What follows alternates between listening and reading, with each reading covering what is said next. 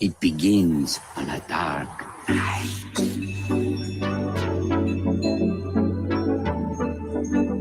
Look at this. You're not gonna find another girl like her in a million years. It's all so magical. I've never had fun. Starry ride that fast. Someday a boo. End of the day.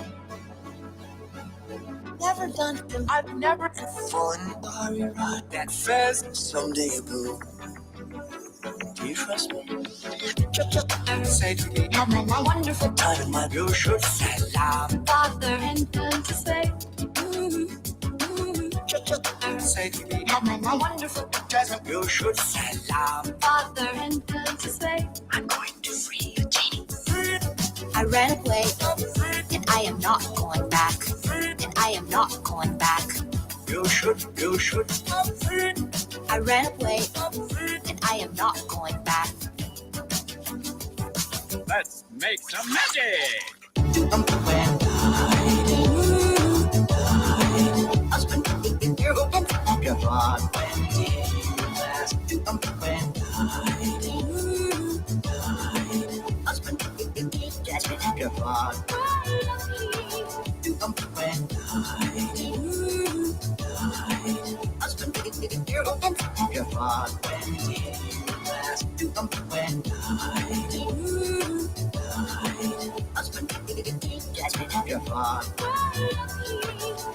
There's this girl. I've never had fun. Starry ride that fast. Someday a boo. End of the day. There's no time in my life without you. I've never had fun. Starry ride that fast. Someday a boo. End of the day. I ran away, and I am not going back. And I am not going back. You should. I ran away, and I am not going back. And I am not going back.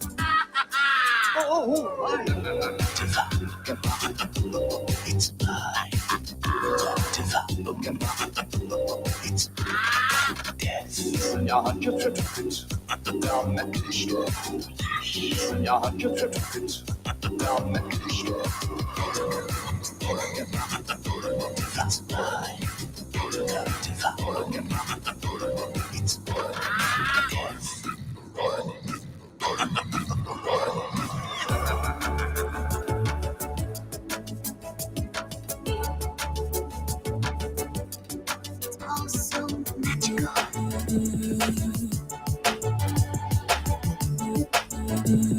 What are you doing? Just play along.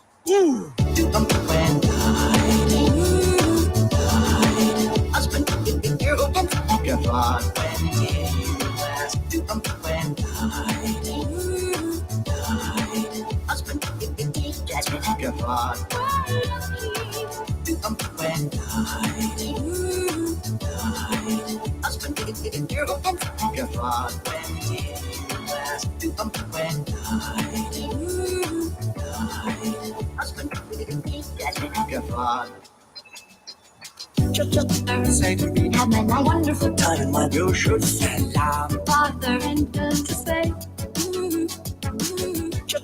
Say to me, Have my life. wonderful time in my you should salam. Father and to say. Never done. I've never had fun. Starry ride that fast. Someday a boo. End of the day. Never done. I've never had fun. Starry ride that fast. Someday a boo. End of the day. A wondrous place for you and Me! That's who! Goodbye. Thank you. Goodbye.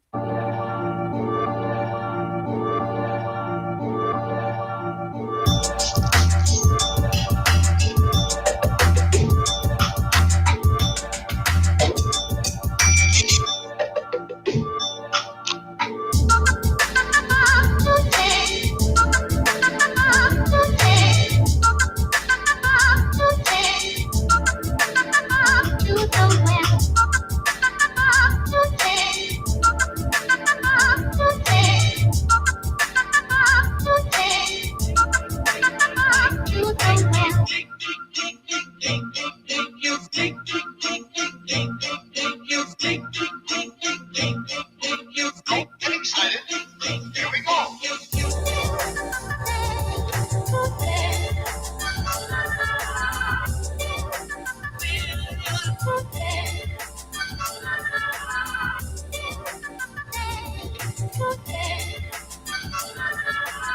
Hello. How's it going, everybody? How are we doing? Ziggy, I'm not playing. We're not playing anything today. We're just gonna hang out. We're gonna hang out a little bit. Thanks everybody for being here. I'm gonna turn this. I'm gonna turn the music down just a hair. All right. Okay. How we all doing today, huh? It's been a minute. It's been a while. It's been a while. Since we've done any streaming. So it is. Where's my clock? It's 9:20. 9:20 p.m. I am going to. All right, we're gonna swap that. Give me a little bit more space here. Give me 1 minute, everybody. All right. So, how's everybody doing? Daryl, Ziggy, Perny, Mini Ninja, Turtle Dude, Citizens of Lorcana, Jared. How's it going, everybody? How are we doing tonight, huh? How are we doing? So, it's Friday. It's Friday the 13th. What a day to be streaming, huh? Richard, how are you? Good to see you tonight. I want to know, before we get going, how's everybody's Friday 13th, huh? Was it everything that you wanted? Was it everything you'd ever thought it would be? We're gonna have some fun tonight. So what I wanted to do is, guys, we wanted to get on here. Jim will be on. Jim will be on later, a little bit later. We are going to talk about the year. I want to clue everybody in. I want to clue you guys into some of the things we've got going, and also let you guys know about some of the things that are coming. Okay. In addition, we're going to talk a lot about Disney Lorcana, and we're going to be starting something new, and we're going to be joined tonight, hopefully, by some friends, and I'm excited. I am excited for what we're starting. Lorcana, you say? Says Lee. Yes, absolutely, and you know it. Absolutely. Okay. So guys, it's been a minute, right? It has been a minute since we've streamed. I was actually looking at it today, and I don't think we've streamed anything for Hobbies and Happiness since August. So I am doing something very new. Here. So I am utilizing some other kind of different software. And what we're gonna try like this and see it. Okay, there we go. We zoomed it out a little bit. Okay, so we're gonna go back to my Discord here, and let me pull up stream. Sweet, there we go. Cool. All right, now, guys, everybody, I still have not. Oh, you know what? Perny says she's having a relaxing night in California. How's everyone else's Friday the 13th doing? So I want to let you guys know what. Let's see what this chat overlay looks like. Oh, and it only shows up. Lee says it's been wild. So today's Friday, right? Friday the 13th. And so I did not go into work today. My son had surgery today. He had his adenoids removed. If you're not familiar, adenoids, I'm sure you all know, kind of at least have an idea of kind of what it is. It's sinuses. I think they're like here. Got those removed today. So does it get better than a card reveal? Yes, Jared, it does. And you know how? How about they tell us how to play this stinking game, huh? Like, really? I mean, come on. Mini Ninja, good. We got the last two villainous expansions. We needed awesome. The ones with Scar and Evil Queen. You're about to play them. That's awesome. That is very cool. Scar's a lot of fun. Evil Queen's a lot of fun as well. I'm fans of those. So before I get sidetracked here, so So my son had surgery today. Had his adenoids removed, and we thought it was going to be a kind of a long day, turning into a long night.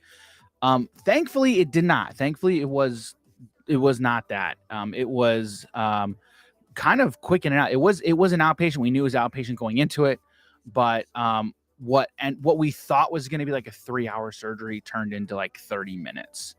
Well, actually, I guess it was about an hour. So it was not long. So it's funny.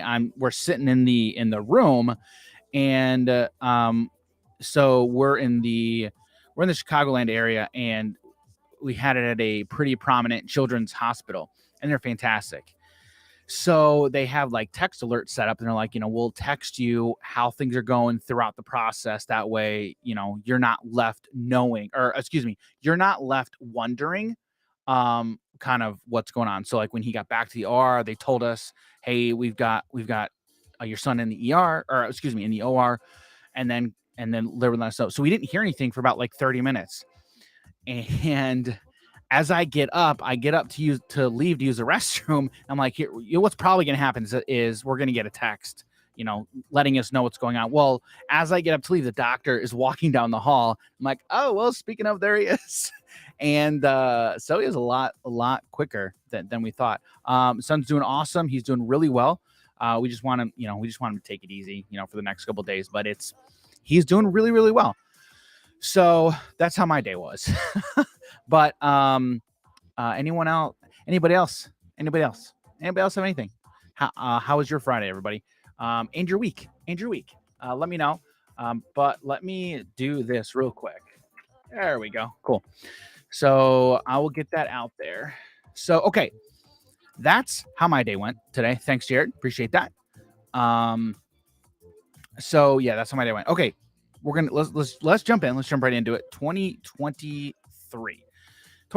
What's going on? So if you guys don't know, and you know what? I'm actually because I'm proud of this, everybody. You're gonna get to see it. Okay. If you don't follow me, on Twitter, go follow me on Twitter. I'm actually starting to use it a lot more. But I'm sure some of you are familiar with know that I was out of town. We were on vacation, and we went to Disney World. Woohoo! A lot of fun. And we got back just after the start of the year. Okay. And I'm trying to find what I want to show you. So, because I've tweeted a little bit. So where is it? It's here. I'm gonna find it. We're gonna do something else. We're gonna find it. But okay, let's just get into it. So yeah, we went to Disney World. Well, when we got back, we relaxed. I relaxed for a few days before I really started jumping into like any content or anything. Because I wanted to chill. I wanted to relax. And thankfully, and I needed it. I really needed it. And isn't that like a weird thing to say, right? Because you just got back from vacation. What isn't that supposed to be relaxing? Well, yes, it is supposed to be relaxing. But if you've ever been to Disney World, dude, it's not relaxing, okay? Depending on how you do it. And we don't relax. We go like we were running all over the place. It's my wife's family. And love them to death. But the way that I like to enjoy stuff is just slow and chill and relax. That's not them. They're like, we're going to go on as many attractions as we can, respect, right? And it makes sense. But I'm like, guys, honestly, I just want to take pictures. And like relax and have fun. Unfortunately, that's not what it was. But it was still fun. It was still a lot of fun. So if I can figure out how to do this real quick, I want to show you like an awesome picture. There we go. That was one of my favorite pictures I took. I when we got back, I edited like a couple, and this one's awesome. I love this. I'm taking photos of fireworks is hard, but it's fun. I remember I had my father-in-law standing like to the right side of me, and my mother-in-law, and my wife and kids were in front of me watching the show. And I'm like, you know what? Do I tilt it or do I go straight? Tilt or level? Tilt or level? I ended up, nobody else said tilt. Everybody else said level. I'm like, you know what? I'm going to tilt it. I think I like the tilt. I like the tilt, and glad I stuck with it. So I edited that one. And then this is another one I edited. If you've ever been on Rise of the Resistance, this is from Rise of the Resistance, an amazing, amazing attraction. A lot of fun. I got super lucky with this, with the explosion right here. I did not plan that, but I have another photo. Let's actually see if I can just show you here. This is from a couple years ago. This right here is my favorite photo. Guys, it sounds like I'm bragging. I'm not bragging. I swear. I swear I'm not. I swear. But okay. Okay. So anyway, get back, did some relaxing.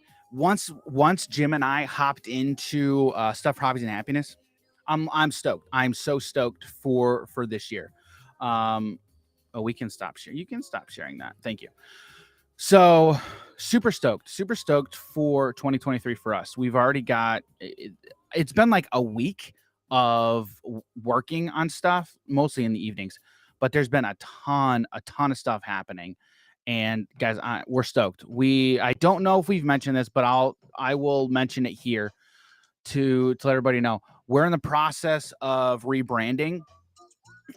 We've kind of been working on it for months, and that should come within the next couple of months.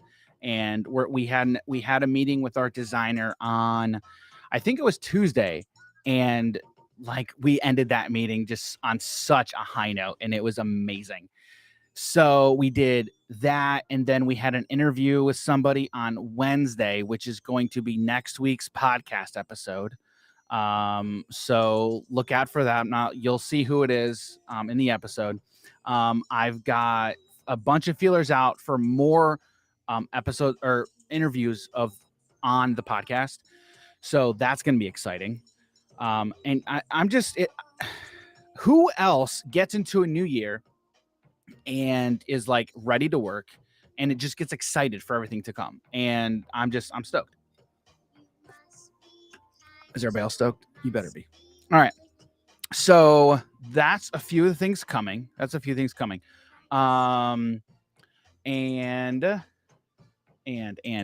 okay.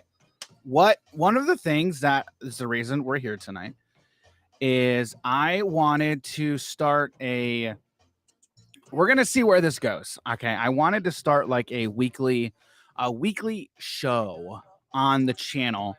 So initially the idea started as a Disney Lorcana news thing, right? Since we know we're not getting rules until spring sometime, that's quite a while. I mean, I guess in the grand scheme of things, it's really not. It's maybe a couple of months, right? So there's not a ton you can talk about unless they spoil stuff, which they did spoil stuff today, and we'll talk about it. So it started as let's just talk a lot about Lorcana, but then it's like, well, how much can you talk about when you have no idea how stuff works, yada yada yada yada yada.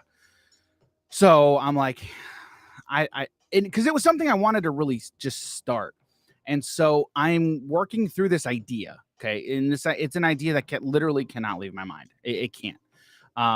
So what we're gonna do is tonight I've invited a few people onto the stream, and we're just going to talk about Lorcana. We're going to talk about where things are at, what we're excited for, introduce you all to some other content creators. It's also been interesting since Lorcana was announced. There has been a lot of new content creators that are making content now, and I see a couple of them right now, and you'll meet them soon. And it's awesome. Like I remember when we started, like you need some sort of fire lit, right? You need something to get you started, because honestly, it all starts with, you needing something to just give you that push. And I feel like this, honestly, if anything's going to give you that push, it's one of the biggest brands and IPs in the literal entire world. So, and I think I'm interested. I'm interested. I'm interested to hear what some folks have to say as well, because I remember the reason, we started making content as well. So tonight this is like the kickoff of my idea. So I just wanted to get on here and just talk, let everybody know kind of where things are at, because I've been excited. I've been excited for what this year is going to bring. Now, before we get going, let me see. I need to see something. How does audio sound? I think it sounds fine on my end, but I hear me, and the way I have everything set up is I don't know what the audience hears and how well it sounds. I think it sounds good, but if it sounds bad, just let me know. So I can always turn stuff down. So yeah, that's where we're at. Also, I want to show you guys something too. I had a Kickstarter. Another Kickstarter came in today. I had a Kickstarter come in 2 days ago. I want to know if anybody has heard of this. It's called Bat Flip. Let me stop it. There we go. Okay. You can let's hold it back here right next to my face. Okay, it's called Bat Flip. It is the team shuffling baseball card game. There's only 2 words. Only 2 words you need to get me excited about a game. And game is one of those words. What's the other game? What's the other word? Card game. Perny, don't even get me started on D&D. We're going to be. So I messaged Jim today and was like, okay, we're recording the next episode of the podcast, which is the next episode that we're recording is going to release in 2 weeks, I think. But with all this stuff going on about D&D, we were like, I sent him a message and was like, okay, dude, we have to talk about this. I mean, yes, it's not card game related, but it's tabletop, and it's a huge topic, humongous topic. And there's like so many different aspects. Honestly, there's a reason literally everybody in the tabletop space is talking about it. So, so you had 2 questions. Do you play? I played once. Jim plays a lot more than I do. It is a ton of fun. Any thoughts? Absolutely. There's a lot of thoughts out there. But it's a big topic. It's a big topic, and a lot of different opinions. And mine is the only one that's right. So I'm just saying no. It's my show. My opinion is the only one that matters. No, I'm kidding. It's just funny. Okay, where was I going? Oh yeah, that game. It's called Bat Flip. It looks really cool. What I was saying was, if I ever go to a Kickstarter, there's normally 2 words I look for. Card game. That's it. It's all I normally look for. And that when I saw it, I read up about it, and I'm like, dude, this looks super cool. And now I need to play it. Well, Turtle Dude, it is going to be an entire. It's going to be an entire episode. What I was gonna say, I was like, it could be like 5 episodes. It's such a massive, monstrous topic. So anyway, yes, it's gonna be big. Okay, and then I have to open the other box. Hey, I got an idea. You guys want me to open the box? I want to open the box. So here's my knife. I guess we're just gonna use that knife. Okay. I was not planning on doing this, guys, but you made me do it. You all made me do it. Okay, we're gonna try this. Okay. I think I know what it is, but we're gonna find out together. So, oh goodness. Okay, I had another knife. Okay. This setup right here is not the proper setup. Why am I cutting it towards me? Do I want to hurt myself? That box ever did a decent is Mordecai? We kind of did, but we need to redo it. We need to redo that. I recorded it, but then I'm like, okay, this actually, we were not in the right headspace to record it. So, all right, here we go. Let me just put the box down here. Oh, yes! Yes! Finally! Okay, it's got to come out of the box.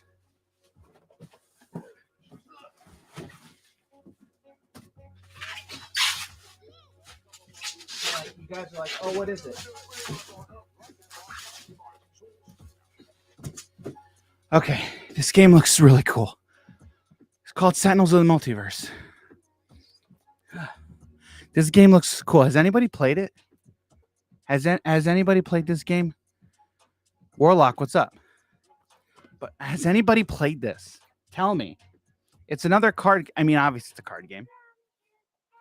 It's like, duh, of course it's a card game. But thank you for making me open it. Now I'm just going to move it off to the side. That table over there is the one to do the box openings at. I wasn't planning on doing that, but that was kind of fun. Okay.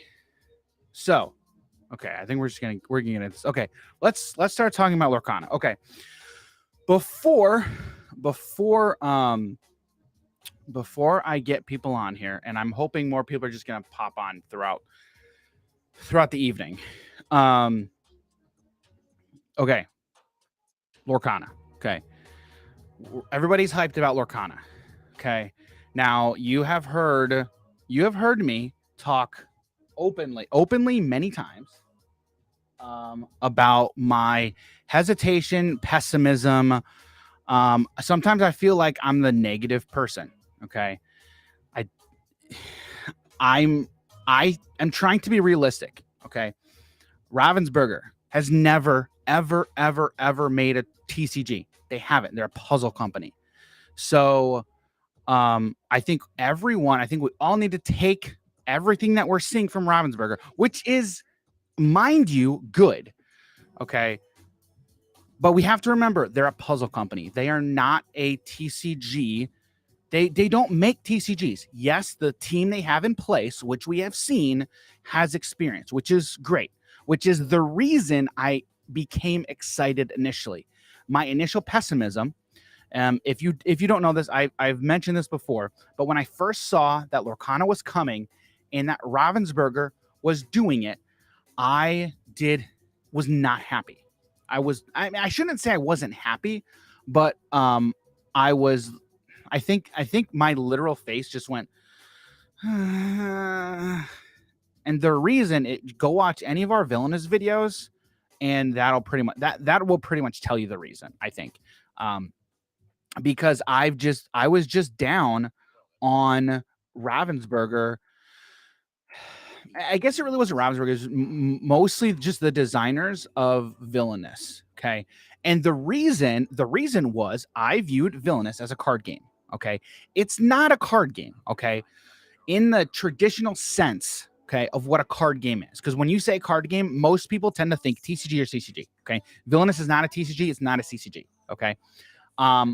But as CCG and TCG players, okay, anytime I have a card in my hand and the game is all full of cards, and that's pretty much the entire way you interact with all pieces of the game, okay, that's how I view it. I view it in that sense. I analyze everything in that sense, okay? So was not a fan of how some of the cards interacted and the wording, the templating, was not a fan, okay?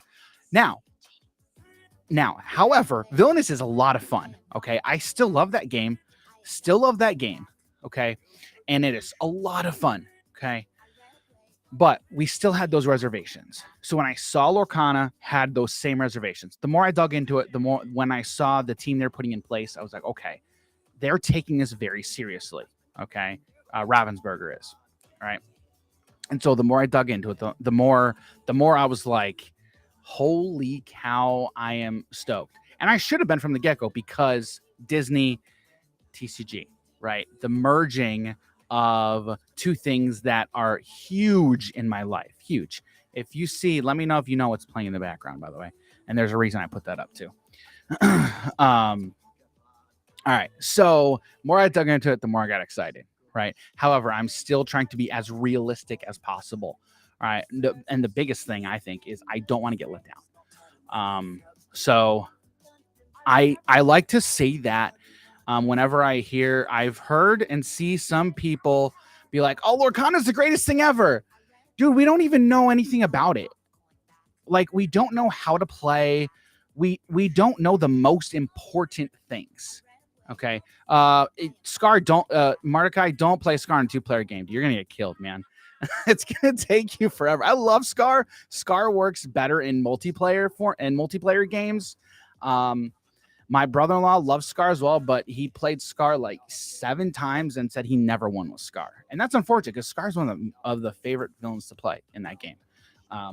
So anyway, that's my spiel. That's my spiel on Lorcana. Okay. So even though, yes, we're seeing all these cards, we know literally nothing. Okay. But what I will say is everything that we've said about, or the community for the most part has said, I think is true for the most part. Cost, attack, defense, yada, yada, like stats, everything that's on the cards, I think is for the most part true. Right. But we just don't know what anything means. Somebody sent me, and I still have yet to read this. I was talking about color theory. Somebody on Twitter, what's his name? Smart Whip. I got to see if I can find it. I haven't read that yet of what his thoughts were. I'll have to see if I can find it and I'll show you. But the reason I didn't was, again, it's still all speculation because we haven't. Yeah, Whip it. Thanks, Jared. I'm assuming that's all speculation because, you know, we know Ravensburg hasn't said anything about it. And that, like, it's something that's very interesting to me. Again, but within the context of the game itself. All right, I'm going to stop talking. Okay, we're going to bring in, I got to get other people in here to talk, man. His name's Martin. Okay. I've got the face. I have the face in my mind, of his Twitter, handle. So, okay. All right. The reason I'm here actually tonight is for, people. All right. So we're going to bring in, Mr. Lee Barbs. Lee started streaming. I think Lee, you started streaming yesterday. I think you're doing some box openings. I saw that of some Digimon, which Digimon's an amazing game. But I'm going to get Lee in here first, and he's going to introduce himself to y'all. So here's Lee, everybody. What's up, Lee? How you doing, man? Hey, there I am. There you are. There you are. How you doing, Dan? Good, man. How are you? Not bad. Can you hear me all right? Absolutely. So Lee, give the audience here, tell them your background a little bit and what you're up to in the card game space. Background, I have been playing TCGs for the better part of 20 years. Started with Magic the Gathering because I'm an old guy. I play TCGs semi-professionally / professionally. Hang on, how old are you? How old are you, Lee? I'm 34. All right. All right. See, I'm up there. I'm 35. I'm 35. So we've been around for the entirety of the game. 35 in April. So close. All right. There you go. Yeah. I play Digimon is my main game now. The only time I play Magic anymore is casually with the boys, just playing Commander. I was gonna say it better be Commander. Yeah, just playing Commander with the boys anymore. I don't crack packs a lot for that game anymore. I'm disillusioned, to say it lightly. Like I said, play Digimon. I actually signed onto a team. You can see it there. Power Up TCG. Nice. We play DBS, Dragon Ball Super. We play Digimon. We play Pokemon. Nice. Yeah, we're staying away from the old man Magic the Gathering. Nice. And then I recently jumped into the content creating game. I'm part of the Glimmer Gang podcast. You can follow us at Glimmer Gang Pod on Twitter. We post all of our episodes there. We are a competitive-based Lorcana podcast. All of the members, we all play different TCGs, whether they be digital or paper. And right now we're using our expertise in these games to compare and contrast to what we would like to see in Lorcana and what we don't want to see in Lorcana. And trying to catch people up if they might be new to the TCG scene. All right, Lee, I'm going to ask you, how can you have a competitive podcast about Lorcana when you don't even know how the game is played? Maybe I do know how the game is played. Touche. Like I said, at this point, it's more just it's a lot of speculation and what we hope to see. And right. some of our ideas might be a little outlandish. Like my whole, I would love to see a Lorcana cruise because Disney Cruise Lines. Let's get a Battle Island like Yu-Gi-Oh. You know, just don't take your Exodia out on deck so somebody can throw it overboard. Don't do that. That's a bad move. But I think that's a crazy idea. But I also think crazier things have happened. So yeah, and we can talk about stuff like that too, because getting Disney involved in stuff like this is an interesting conversation. I feel like in all these conversations that I've seen people have, I'm like the outsider saying stuff's not going to happen. But again, that is probably just me being like super pessimistic. And that's just me, I guess. So, I have all the hope in the world for this game. Like I keep telling people on the Discord, Lorcana HQ, if you guys aren't part of it, come and join. Mm-hmm. Great group of people. Mm-hmm. I always tell people there's a caveat to my optimism for this game. When we get mechanics and rules, if they're solid, sky's the limit. But if they're not solid, then it no matter how great the characters are and the treatments are, it can't last if the mechanics aren't there. So yeah. I have a lot of faith in Ryan Miller and Steve Warner, but time will tell. Right. No, 100%. All right.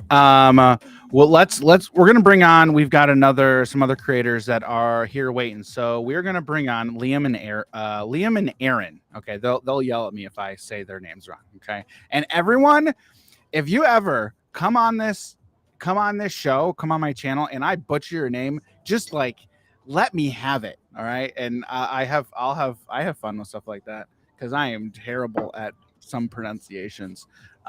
So okay, Liam and Aaron, the Illuminators, I think. I kind of want to pull their channel up. Also, Lee, why don't you go ahead and drop your links in the chat for those who want to check absolutely. it out. Glimmer Gang podcast, like Lee was saying, another fantastic podcast. If you guys want to indulge anything Lorcana. So Liam and Aaron, you guys, they're a lot about the artists. You guys talk a lot about the artists, and that's really cool. In this space, in the card game space, well, in the gaming space, period, you have so many people, myself included, who love the artwork. Okay. The artwork is like, I feel like it's half of the entire experience, right? Some people play these games just for the art. And it's great. And so Liam and Aaron have been highlighting a lot of the artists. So we're going to go ahead. Let's just bring them in here. Liam and Aaron, the Illuminators. How you guys doing? Hey, we're doing well. Hey guys. You got our names right. Yes. Yes. All right. 2 for 2. Let's go. So how is your guys' Friday the 13th? I got to know that first. Yeah. Can't complain. Pretty non-eventful. Glad to be here. Took Yeah. a break from video editing. We've got a few projects going on. Yep. So this was a nice break. Getting to hang out with you for a bit. Awesome. All right. So, guys, why don't you tell our audience a little bit more about you guys, why you jumped in the creation space, and just what you guys are doing as the Illuminators. Do you want to go first? Yeah, I'll start. So, like most of you all, I'm a lifelong card game, board game player. Magic was my gateway game as well. And games have been a big part of my life, since I was a kid. And of course, growing up, Disney movies, huge part of my life. And I'll let Aaron talk about her Disney history, and then I'll give a brief rundown of why we jumped into content creation. Yeah, I did not grow up playing TCGs. I didn't really play any TCGs until I met Liam about 10 or 11 years ago. But what I did do was my dad lived like right down the street from Disneyland when I was a kid. And so when I would go spend the summers with him, I had my season pass and I was just a massive Disney fan. And so, yeah, when Lorcana was announced, we thought that this was like the perfect thing to work on together. And for us, we jumped in because we were really passionate about this game, and it's for a very specific. We're excited to play it, but it's for a very specific reason. For me, growing up, my local game shop, my game community, my gaming friends were one of my safe havens. And I knew a lot of people who had a community in our game store who didn't feel like they belonged anywhere else. And so now everywhere that we move, and we move a lot, we find our local game store, we become part of the community, we meet people we never would have met. And sitting down, across the table from somebody to play a game, a complete stranger, and getting to know them is a really magical thing. And for us, Lorcana has the opportunity to bring in kids, bring in families, bring in all sorts of people into gaming who never would have experienced it otherwise. And we wanted to be a part of exploring this game with people who have never played games before. So why do I move so much? I'm in the military as my day job. Yeah. And so our exploration of art is part of this. For in Magic and other card games, artists become part of the community. Players connect with the artists connect with their fans. And so for us, bringing the artists together with the fans and making them part of this growing Lorcana community is something we're really passionate about. So, yeah. Now, have you guys, Liam, because you were saying you played a bit of Magic, had you gone to any like Magic conventions or anything like that in the past? A few, not many, and more when I was younger. Okay. But yeah, I've never played Commander. So wait, hold up, no, we have. How dare you? We might have to convert you, my friend. Yeah. But yeah, no, I haven't been to many conventions. I go to a lot of Wizard Comic-Cons and those kind of conventions, but not game conventions in particular. So familiar with conventions, but not with gaming. Yeah, so I went to my first Magic convention. It was a couple years ago. But one of the things that I loved about it is, yes, I wanted to go and play. Like, I wanted to play Commander, right? But what I found, because I had no idea what to expect, but like there were artists who had their booths, right? And so getting to meet the artists and have them sign your cards there was like, yeah, that's cool. Wait, you did the art for this card? Holy cow, this card is in my deck. Let me get it. Okay. You can please sign this. Thank you. And I remember Jeff Murris, goodness gracious, Murasola. Yeah, there we go. He did Horn of Greed. Okay, and I had a lands matter commander deck at the time, which I'm trying to put back together. So what I didn't know, he was the artist for that. So I'm like, oh, wait a second, I have that card. So I pulled it out. I'm like, oh, can you sign this? I paid whatever it was. So anyway, he was like, one of the first things he said, because I told him, like, yeah, I just recently got into Magic. And he's like, he said something to the effect of like, yeah, your wallet will never thank you, or something like that. I'm like, yeah, you're not wrong. Little did I know at the time. so that was funny. But what I loved was the ability just to see all these artists, that worked on this game that I enjoy playing. So that was interesting for me because, like I said, I did not know what to expect. All right, so I want to get your guys' initial takes on kind of where we're at with Lorcana. So let's do like just a broad overview of where you guys think we're at with Lorcana, and then also like why you're excited about it as a card game. So Liam and Aaron, I want to hear you guys first. I think I'm most excited for it to come out. I mean, that might be a little too on the nose, but no, I am really excited. I think that this is going to be the game that I'm going to finally, like Liam said, the reason we started our channel, but it's going to be the game that I'm finally going to like convince my dad to play a board game with me or play a game with me at the table. And because of our bond over Disney. And that was something that he and I really connected on when I was a kid. He was the one who took me to Disneyland all the time. And Liam and I love playing tons of board games and TCGs now. And it's just something that's like a little out of reach for my family and for people who, my family who grew up on Monopoly in life, and it's just taking that extra step. It's difficult for them.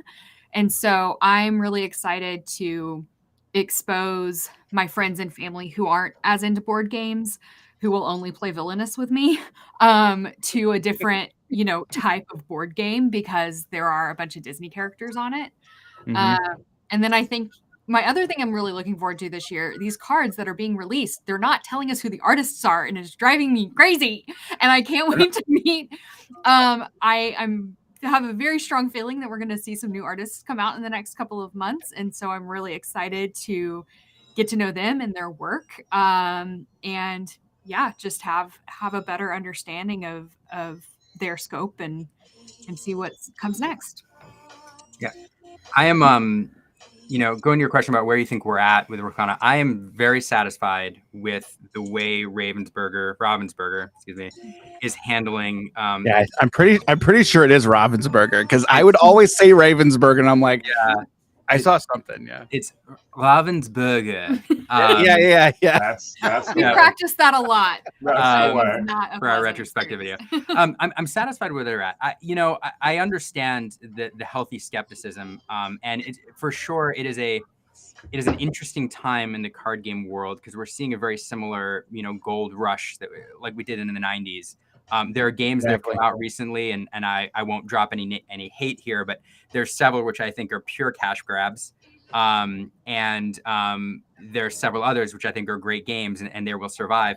But I think, being such a large company with the resources at its disposal, I think Ravensburger will have the data, the people, the resources necessary to shepherd this game for a while, and to learn from their mistakes with, let's say, release numbers, etc.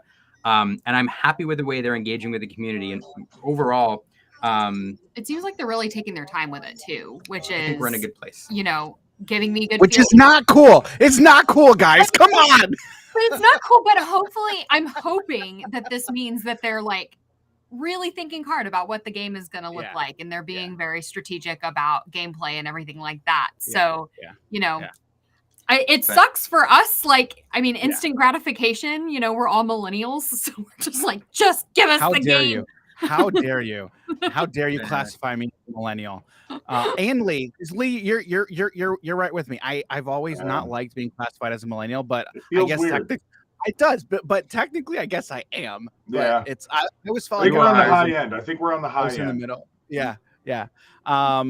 No, but okay. But before we go any further, I have to let my partner in here. Here's Jim. What's up, Jim? Yes. There he is. Hey. Yeah. Finally. I am complete. All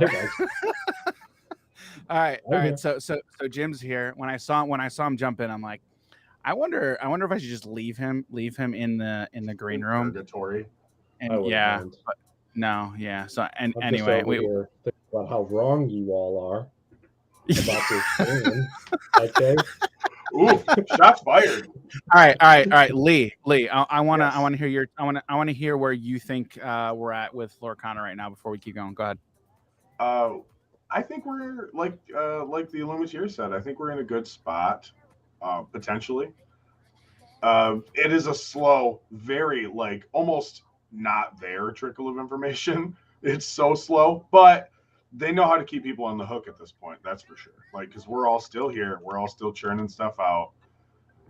But I think we're poised to be a very strong TCG when it does finally drop. Because one of the big things with a big thing for Pokemon is nostalgia. That's a big reason the game is so popular and has been so popular for so long. And who does nostalgia better than Disney? Nobody. Right. Global nostalgia. Right. Now, I want to hop in first here real quick because we talked about Jim and I talked about this when we first started talking about Lorcana. Those initial articles were comparing Lorcana to Magic, and again, those were all interviews, but Magic was brought up a lot. And so the more we talked about it and dug into it, we're like, I don't think this is going to be like Magic. I think, and again, without knowing how the game worked, just as an IP, we were like, I think this is going to be more closer to a Pokemon than than Magic, right? I would agree. And then I would agree completely. if you look at the companies too and the brands and just the intellectual property in general, right? Disney is much more closely related, I would say, to a Pokemon than Magic. So that was one Also, thing. real quick. Go ahead, Jim. Pokemon is not only big because of nostalgia. It took No, over the no. world when it first came out. Right, that's true. That is very true. It It's like ginormous. nostalgia. It's like current nostalgia. Like it's not nostalgia, but it's like they have nostalgia for all of us old heads, and then they have the current. It's the current cool thing and the current thing that kids enjoy at the moment, and Right. it was when it came out for all of us. They are Right. just doing an amazing job, and like kind of every single game that comes out, it just gets more and more people into it. It's like a So, steamroller. but when they do make those remakes of the classic ones that they've done Mhm. multiple times now, then Mhm. all of us older people are like, yes, I need to have the original Gen 1 remake again. Yeah, You know? right. Right. They definitely feed that to that fire, especially in the card game where it's like, oh, Right. we're going to reprint another version of Charizard, and it's going to be Right. a lot of money. Yep. Right. But then, all these other cards are also competitive, so then those also then go up in price. So I don't think it's big because of nostalgia. It's just also nostalgic. Yeah, for Pokemon right, people. right. I will say, Well- I mean, even so with Pokemon, I mean, this is a great thing linking to Lorcana as well. I did not play TCGs, but I did collect me some Pokemon cards when I was a kid. So, Mhm. Yep. it's that accessibility thing for non-TCG players that I think we're going to see come about again with Lorcana. Well, because Disney is, again, you look at the collectible market, right? Collectibles as a market is huge, right? And when you make something that as a, I don't want to say mechanic because it's not necessarily a mechanic, but it's just part of the game itself, right? It's called a collectible card game, right? A trading card game. It's literally in the name, and then you throw the biggest brand on top of it. Like, people collect Disney stuff just to collect Disney stuff, and you make a product that is, explicitly collectible. There's going to be people who just collect it and don't even play it, right? So Jim, when we were talking about Pokemon, right? Well, it's interesting too with the current gen systems. Like the Switches, right? Yeah. When they come out with new generations, right? That gets the current generation of people into Pokemon, right? Yeah. You were talking about remakes. Yes, that's great for the older people, right? But also good for the newer people. Very aptly titled, yeah. It's good for Right, everyone. but right. But when they come out with a brand new game, that typically resonates more with the current generation, right? So they're hitting all the boxes. So all right, we're gonna bring in another person here who is I got Knive. You got to tell me, dude. Where did the whole the cephalid pigeon? Where does the pigeon thing come from? And I think he's gonna stay like this, so we're just gonna bring him right in. So there he is. That's Knive. That's Hi, Knive. Hello, everyone. That's Knive. Where it is? Okay, there we go. What's up, Knive? Hello. I'm doing well. I am exhausted, so I have Yeah. a wonderful not sponsored beverage. Hashtag not sponsored. There you go. Hashtag not sponsored. Please sponsor me. I am very poor. Please help. We're bearing it all here. All right, that's sweet. There we go. I see you in the right. chat. I see you. Okay. So cephalid pigeon. So Yes. it's kind of a combination of two stories. Uh-huh. So I will start with the pigeon one because that one is more closely tied to Lorcana. So I feel like I'm very loud. You're good on my end. Okay. You don't. Yeah, you sound good on my end. Okay. I think I'm a bit too loud for my wife. She's trying to sleep in the next room. Anyway, so We'll tell her just to You woke her move. up during D&D, so Or go somewhere else. Don't do that. Don't do that. anyway, I can tell you so, from experience. Don't do that. So about the time, Liam's over there trying not to laugh. Liam and I both understand how terrible of an idea this is. That's funny. Welcome to my life. But you're up with him, so you're just like you're there. So Yeah. In it for the long haul. Yep. All right, Knife, continue, my friend. Okay, so Pigeon of Lorcana. Yes. This was back when Lorcana first started. I think we were like a month into like all of us knowing about Lorcana, Mm-hmm.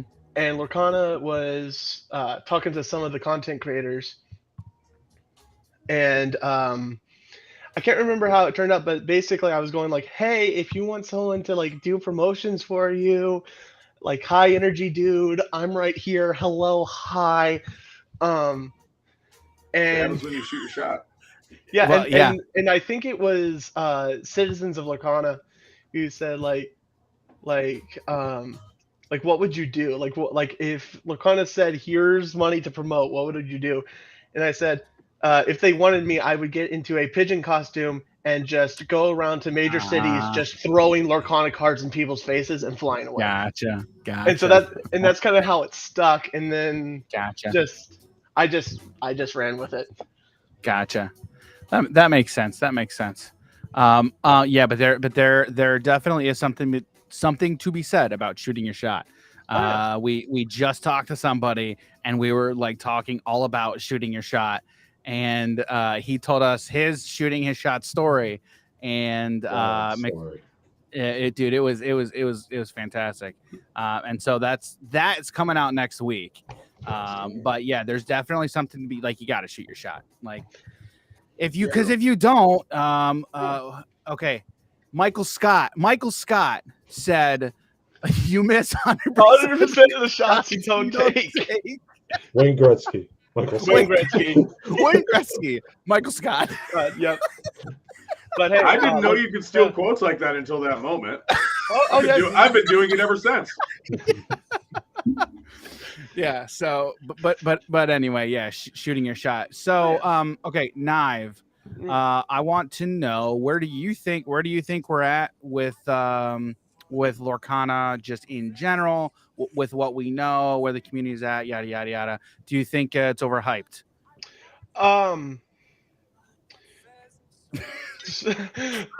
Being the person who I would argue is like one of the most overhypable people you could ever like know. No, I think we are perfectly fine with our hypeness. We are definitely not making personas of being cephalid pigeons on the internet, making fools of ourselves for this game yet. I don't think that's the case at all. More hype for Knives. More hypes for Knive. All right. More hypes. All right. Jim's gonna tell everybody his opinions of where we're at with Lorcana. We don't even know how to play the game. You're right. You're not wrong. Who needs to know how to play the game, Jim? Honestly. $2,000. What are you talking about? I still don't know how Pokemon works. I think the blue ones are water. Oh boy. Okay. All right. So, and it's funny, and Jim can attest to this, but literally every time we talk about Lorcana, that's literally what we say. We don't even know how to play the game. I think we said that yesterday, but in any case, yeah. So okay. All right. So what we're gonna do, we're gonna talk a little bit about the stuff that we do know about the game, which is admittedly not much. Okay. I was gonna say, which is nothing. We know a lot of things. Okay, but we know a lot of things, Jim. Okay, give me. But hang on. I'm interested to know what you guys think. What you guys think of this? Okay, we have what?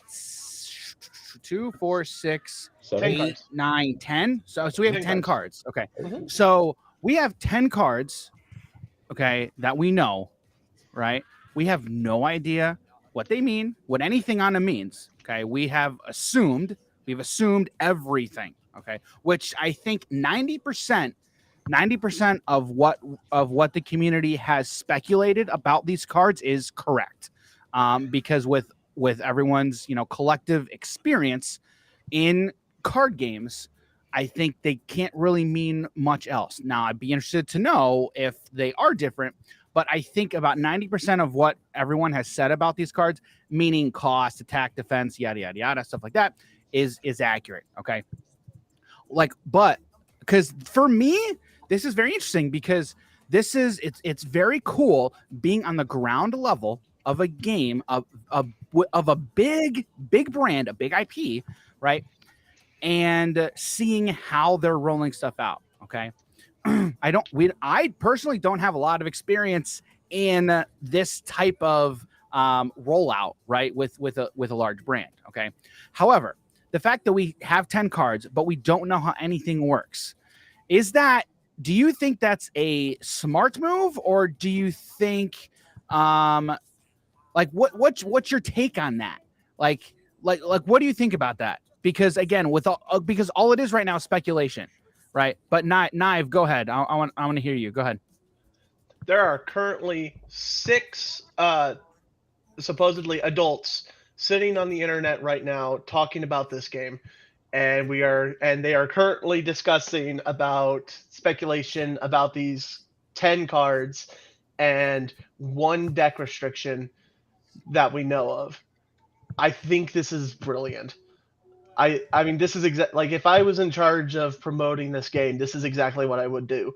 Every several weeks or so, put out a card, and every single card that I spoil reveals a little bit more information, which causes more speculation. For example, the new card that came out today, I reasoned that heroes and villains are a kind of keyword just as much as pirate and dragon, for example.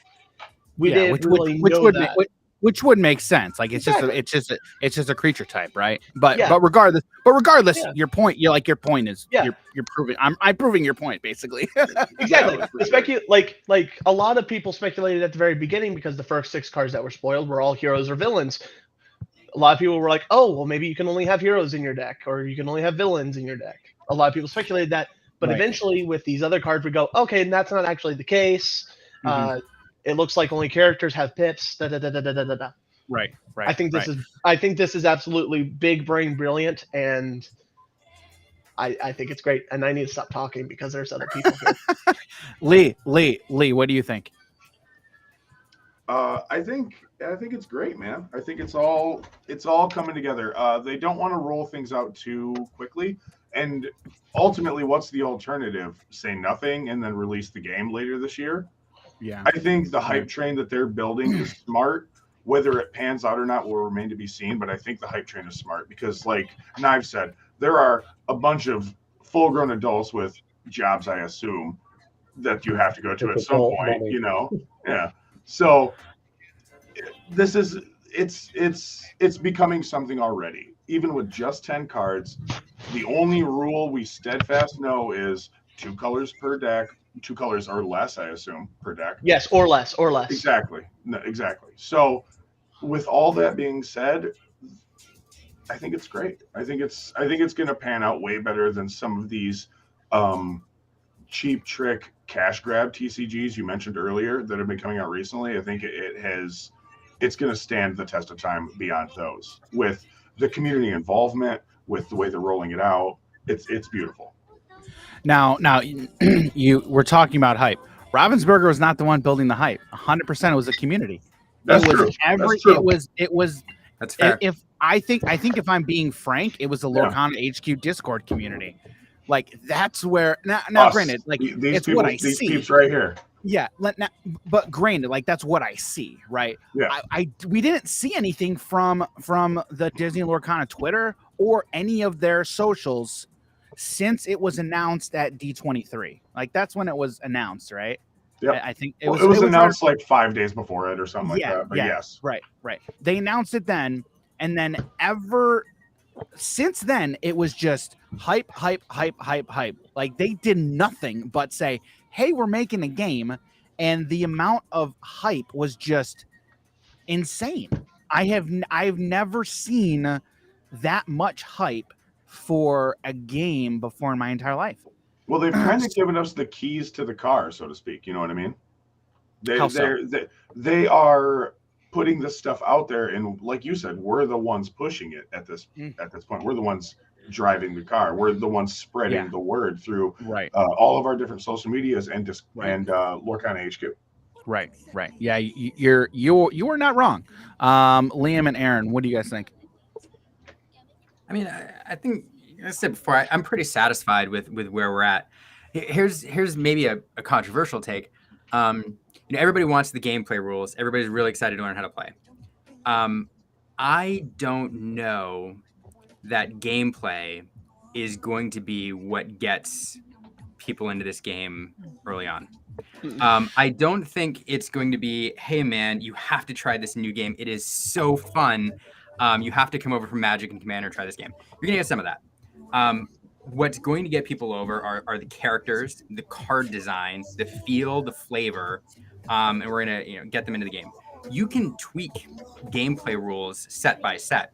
You look at base Magic, Alpha Magic. I mean, it was rough. And a burn. We've learned a lot since then, of course, about mechanics and stuff. But if this is not like a finely tuned flesh and blood style system that they've been, testing for like 7 years, I think there'll be some forgiveness for the community for 2 or 3 sets while they expand the rules and make it more complex and add more strategy to the game. I think if the first set is a little more basic, if it allows kids and non-experienced gamers to get into the game, but the flavor and the feel is there to pull the Disney fan base in, I think that might matter more than the gameplay, and that might be a controversial take.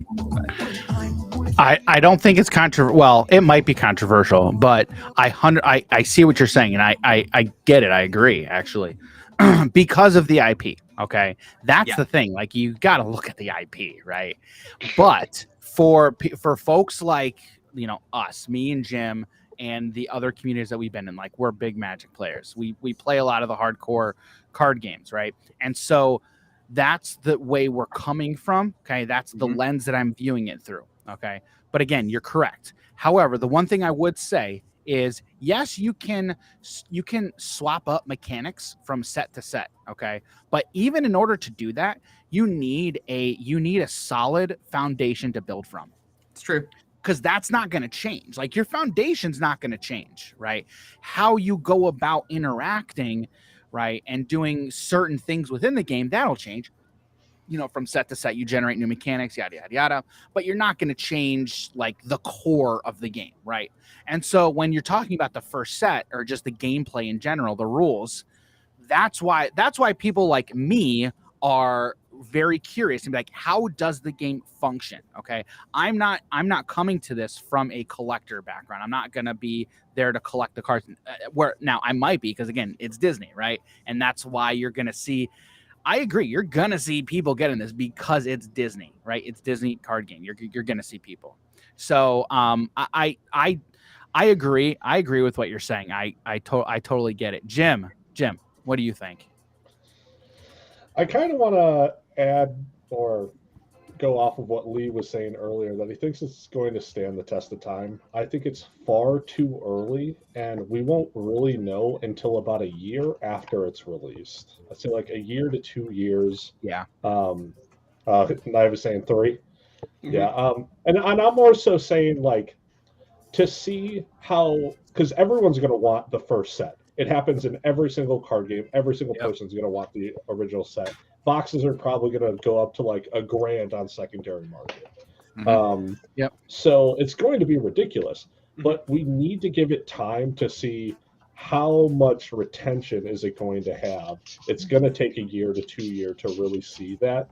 And if it just starts to slowly go down, no one's playing the game. It's supposed to be a game that you like kind of play, but that it's also collector based. And they're trying to push it as a game, but no one's playing it. I don't really know how well it's going to do long term. So I think it's just way too early to tell. I am excited for it. There's a lot of Disney stuff I love. I can't wait to get my girl Elsa. So Jim's gonna play Elsa Control. That's what he wants. Man. It's gonna be good. It's gonna be good. Tempo is going to just be built around Elsa, and it's gonna be great. That's cold. But to build off Jim is like, so the general idea with trading card games is the rule of 3 years. If a trading card game is successful for its first 3 years, it is generally accepted that it's going to last. So, for example, Flesh and Blood just hit its 3rd year, and it's still running strong enough to where, like, people that are outside of the trading card community are starting to recognize it. So that's why, like, when you says like 1 or 2 years, my mind went to, okay, if there are still people wanting to get this game on their 12th set, then that's when I would say, okay, this is going to stand the test of time. The interesting thing is going to be the why. I'm going to be curious to see why it is, right? Because again, like Liam was saying and suggesting, there's going to be people who get in because it's just Disney, right? And they want to just collect the stuff. So the why for me is going to be super interesting. So okay, so we've talked about kind of where we think stuff's at. All right, so today was very interesting because they released. Who saw this coming? Did anybody see this coming? Did you guys see this coming? I did. You think it was? Did you know it was?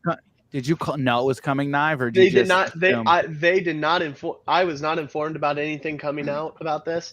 I was just like, there is no way they are hyping this up for the full week and they're not going to drop something. Okay, so here it is. It's Jumba Jokiba.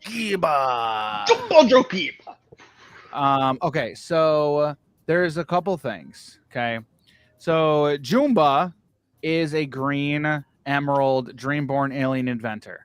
I mean, there's no way that dreamborn alien inventor is not a creature type or a subtype. Okay, there's no way. That's got to be what it is. Jim, would you agree? Yeah, it has to be.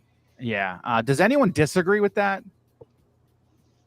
Okay. No, I mean, I don't disagree, but isn't the fact that he's a renegade scientist, doesn't that mean he's not the same Jumba from the regular Disney universe? All right, so he wasn't a renegade originally. I have theory on this. Okay, so here's the thing, right? I had Jim and I talk. Jim, I told you about this. I don't know if we talked about this on the podcast. I can't remember.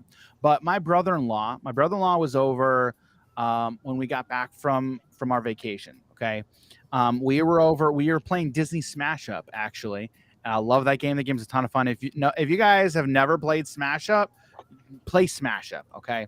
So after that, when we finished, we started talking about just games in general, and then we got onto the topic of Lorcana. So we talked about Lorcana for a long time. He is a huge Disney fan. Okay. And then so when this game got announced, I sent him a Stitch card because he is a huge Stitch fan. He loves Lilo and Stitch. Excuse me. I actually should say Stitch.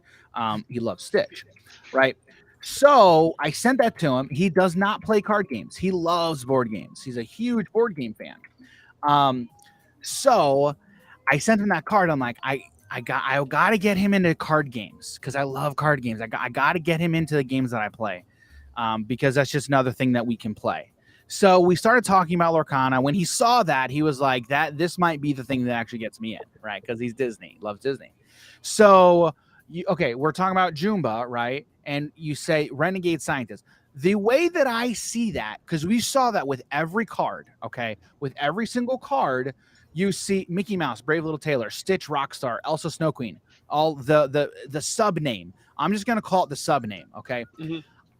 It brought me back to Magic because every character in Magic, when they are brought into a set, yes, they have the name. Liliana is Liliana. Okay, she moves from plane. Descriptor name though. Correct. Yeah, for legendary creatures. Yes, she moves from plane to plane. Okay, but again, in Magic, the legendary creatures are like the characters within the lore. They are, yeah. Okay? They're the main characters in the lore, yeah. So we look at like Liliana. You have Liliana, Dreadhorde General. Okay. I mean, if I just do a search of Liliana, okay. Just Liliana. Oh yeah, I'm forgetting an L there. Okay. So you have Liliana Death Mage, Death's Majesty, Death Wielder, Dreadhorde General, Liliana of the Veil. Okay.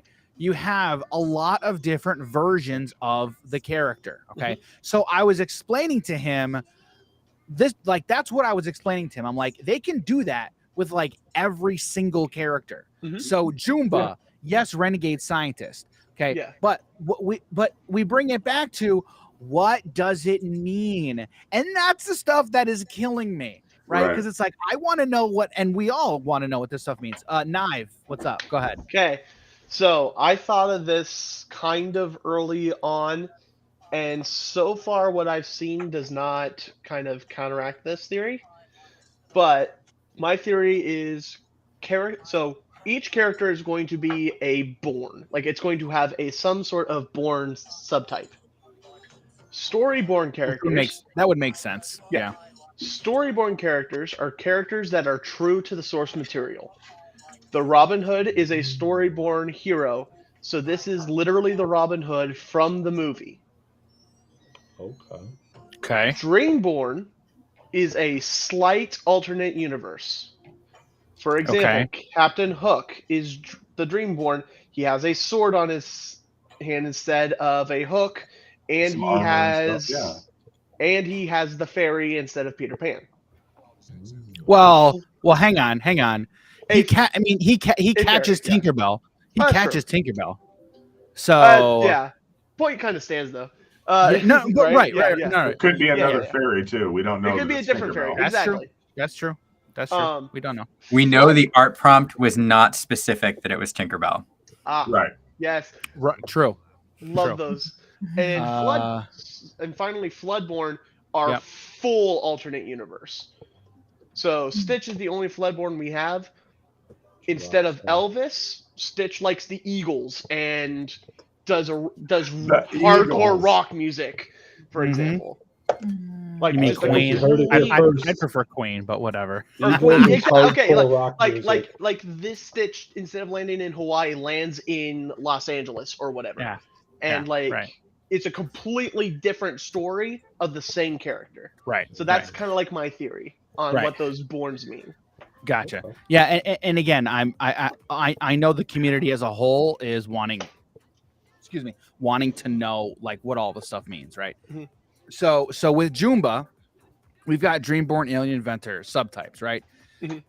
Renegade scientists, again, like we just talked about, like a sub name essentially. 5 cost. The one thing that I'm sure Nive, I don't know if you did a video on this, but I know there's plenty of other creators who've done a video about this. But the cost up here, it's the cost. Does anyone disagree that that's the cost? Nope. Okay.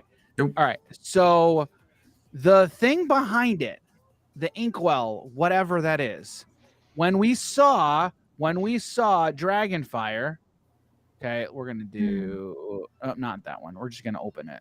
Okay, it's not at Gorgeous. Dragonfire. It's not there. Mm-mm. Okay, so I don't know if they removed something here because that's very easy to do, or if it's just supposed to be like that. Because it to me it looks like there's something supposed to be there, is what it looks like. But who knows? Who knows? So that's interesting. Okay. So if we go back, let's go back to Jumba. So Jumba looks like to be a vanilla creature, a vanilla 4/5. So isn't he understated? Is he understated? Yeah, shouldn't he be 5/5 for 5? Shouldn't he be a 5/5? Yeah, 5/5 for 5. Yeah. Or is a pip equal to 1 power? We don't know what those pips are. We don't even know what those mean. Yeah. And I don't even and again, we don't know that it has 2, right? Yeah, we're just assuming it does because there's a tiny little tip. There is. I was There wondering if that was confirmed or if it was just. No, there's just a tiny little bit. Yeah. There is a popping up tiny. there. Look at this right here. Yeah. So just a little. I know there's You at can, least like, one. Barely see that. Somebody in the graphics department's in trouble today. For real, no, for real. They didn't tilt the card quite far enough. Yeah. So and if we look at Olaf, they had this covered. Yep. And so everybody was like, well, is this a vanilla? Is it? Yeah, Jim, you didn't know about this, huh? It's broken. A 1/3 for 1? That's Right? pretty good. Right? Honestly, that's Right? a good value. Let's not even Yeah. Yeah. Just a Value. big old wall. Yeah. So there's been a lot of speculation. I know Lorcana Cast did I haven't listened to it yet, but they did an episode when they spoiled Olaf, and they said on their Twitter, which I'll have to find it, but they were like, yeah, we're not hiding any text here. Because I'm like, like, yes, it could be a vanilla 1-3, but big. also it seems big for nothing being there.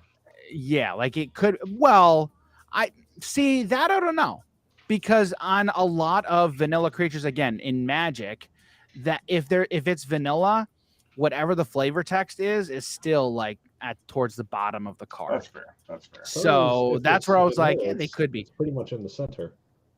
What's And that? then depending on how big the Yeah. paragraph is, it will Now- start to reach up to the top. And Now, I mean- granted, all of this is not. We don't know how everything looks because they didn't show everything. They are very strategically hiding stuff, though. yes, I They mean, are Oh, very much. yes, easily. Yeah. yeah. are. And so I very much could see them just wanting to release a flavor text at this point and Right. hiding Right. all the mechanics of the card. also, So- just being real nitpicky, doesn't he also Yeah. say, "Hi, I'm Olaf and I like warm hugs"? Where's the hi? He does. He does say hi. I like Where's him the a lot. hi? He does. Yeah, that's a very good question. Garbage. So- Throw it out. Yeah. Throw it out. Start again. Flavor fail.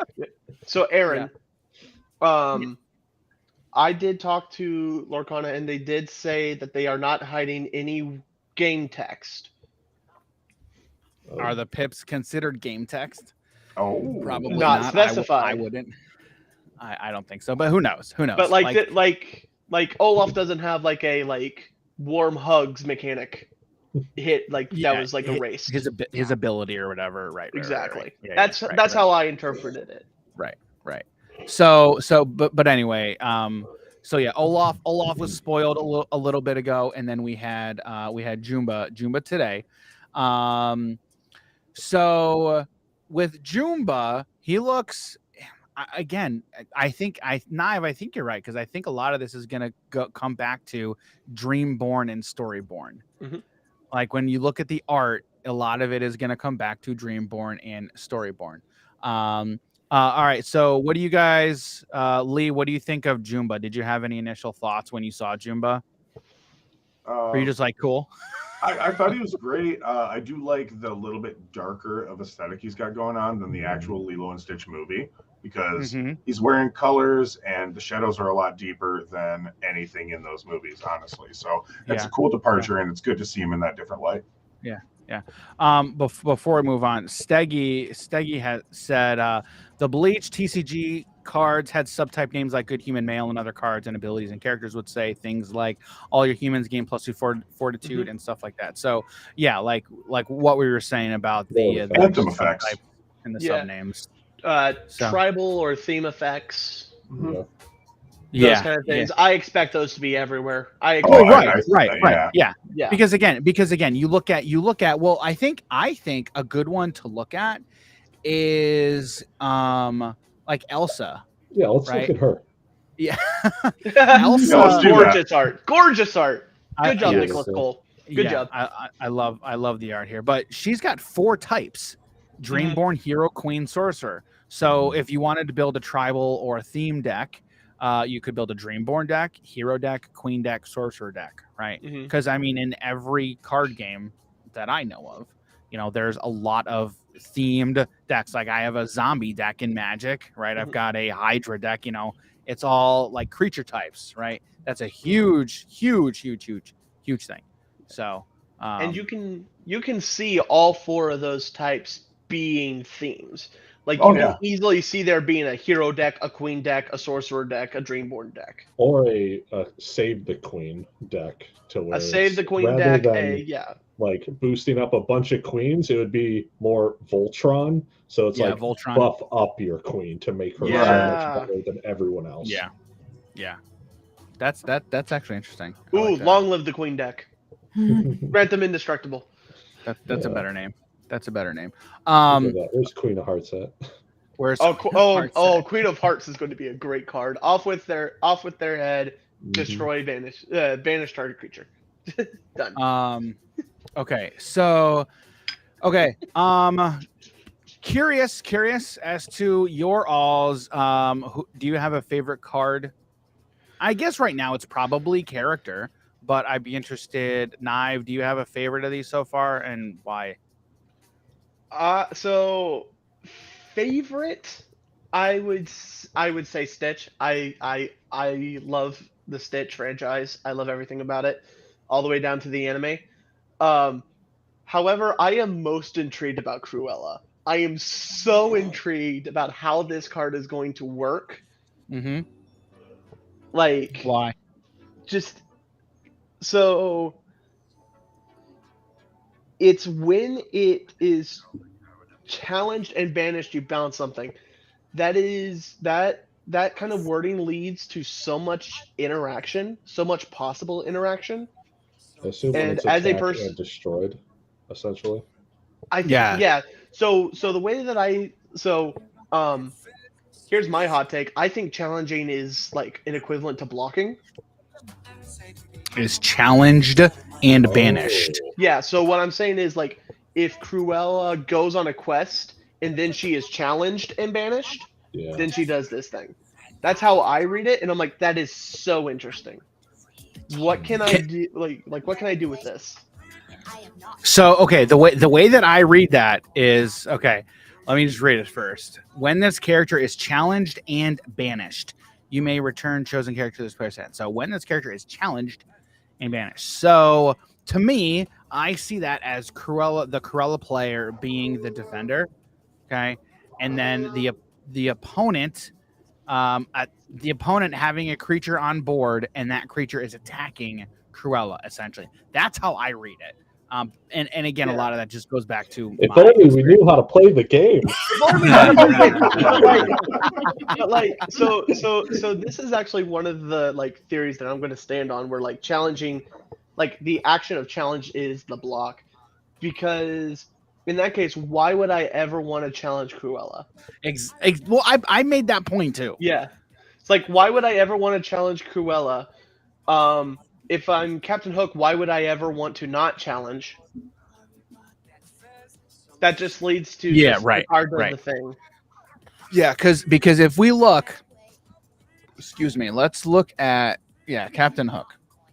So Okay. like the way that I read Captain Hook is if your opponent sends a character on a quest, you can then send Captain Hook to challenge that character on its quest. Okay, hang on. What? Okay, but when you say going on a quest, what do you mean by that? So because so this is an odd theory. Yeah, it is a very odd theory. But this is how my brain sees it. So you send a character. So in order to win, you have to get a certain amount of lore. Mm-hmm. To do that, you have to send a character on a quest. Okay. To do so, you must exert it. Right. Tap it. Right. Yeah, exactly. Yeah. Your opponent can then challenge that character on its quest. Okay. So basically, in order for you to challenge something, that character has to be tapped. It has to be on a quest. Well, again, tapped. Because again, what not necessarily, because Elsa can tap things. So that's what he's true. saying is what's challenging is the challenge is essentially like a blocking tool. Yes, in my mind. That's how I see it. So when he's using Cruella to go and attack, right? It's essentially like it's unblockable, except you can block it, but then bad stuff's going to happen to you. Exactly, which is what I think Emel's thing is going to be. He's saying you pretty much always want to block with Captain Hook because he gets a +2 when challenging someone who's going to do their objective. Gotcha. Steggy, banished sounds almost like removed from play. Probably is just sent to discard. Yeah, that's actually kind what of it's called in Yu-Gi-Oh. It's called banished. Well, because is it really? we're Disney. It's not. Exile. They used to call it removed from play. Removed from play, right? Right. But again, like I think when you have all of those different zones, you have multiple different zones. You're increasing versatility, so you have to have a spot for your discard, which is in this case, I'm assuming banished is your discard, right? Mm-hmm. Then you have exile, which exiles normally that would be removed from play or send like back in the box. There's another zone that I'm thinking of, but I can't remember what that would be considered. Well, go ahead, Knife. I said in the Unsense for Magic, there's the completely remove it from the game entirely, cannot be touched ever again zone. Which is exile. That's exile. No. It's beyond exile. Like they specifically say it is beyond exile. What because you can touch exiled cards. Okay, but what zone are you referring to? That's the Jim, zone Jim, name. It's it's an unset joke. It's kind of like a thing where it's like it's the exile zone of the exile zone. it's from an He's unset. exile from Yeah. exile. Yeah. Oh, okay, It's a okay, black all right. hole. It's a black hole because there are Yeah, cards You just in ripped the Magic that card mess up. with the exile zone. the unsets are weird Jokes? anyway. Yes. But yes, Yes, yes, Right. they are. They're Right, so right. good. Okay. Stickers. Liam, Aaron, do you guys have a favorite card? so I have far? a top 2. Okay. It is Hook and Elsa. Hook and Elsa. Mm-hmm. Okay. Are my top 2. And y'all, you Okay. have to remember, like, because I'm not a true TCG Right. She's diehard a pure fan, gamer. I'm more about like the art than anything Right. else. Right. So Right. So No, is my wife. I Erin, don't know anything about the no, I do know about the mechanics, but like Right. I look at it more from the art perspective. Right. Right. Liam. Yeah, so I'm gonna go with Stitch 2, and Okay. for 2 reasons. 3 reasons. 1, I like Nive, and I respect his opinion.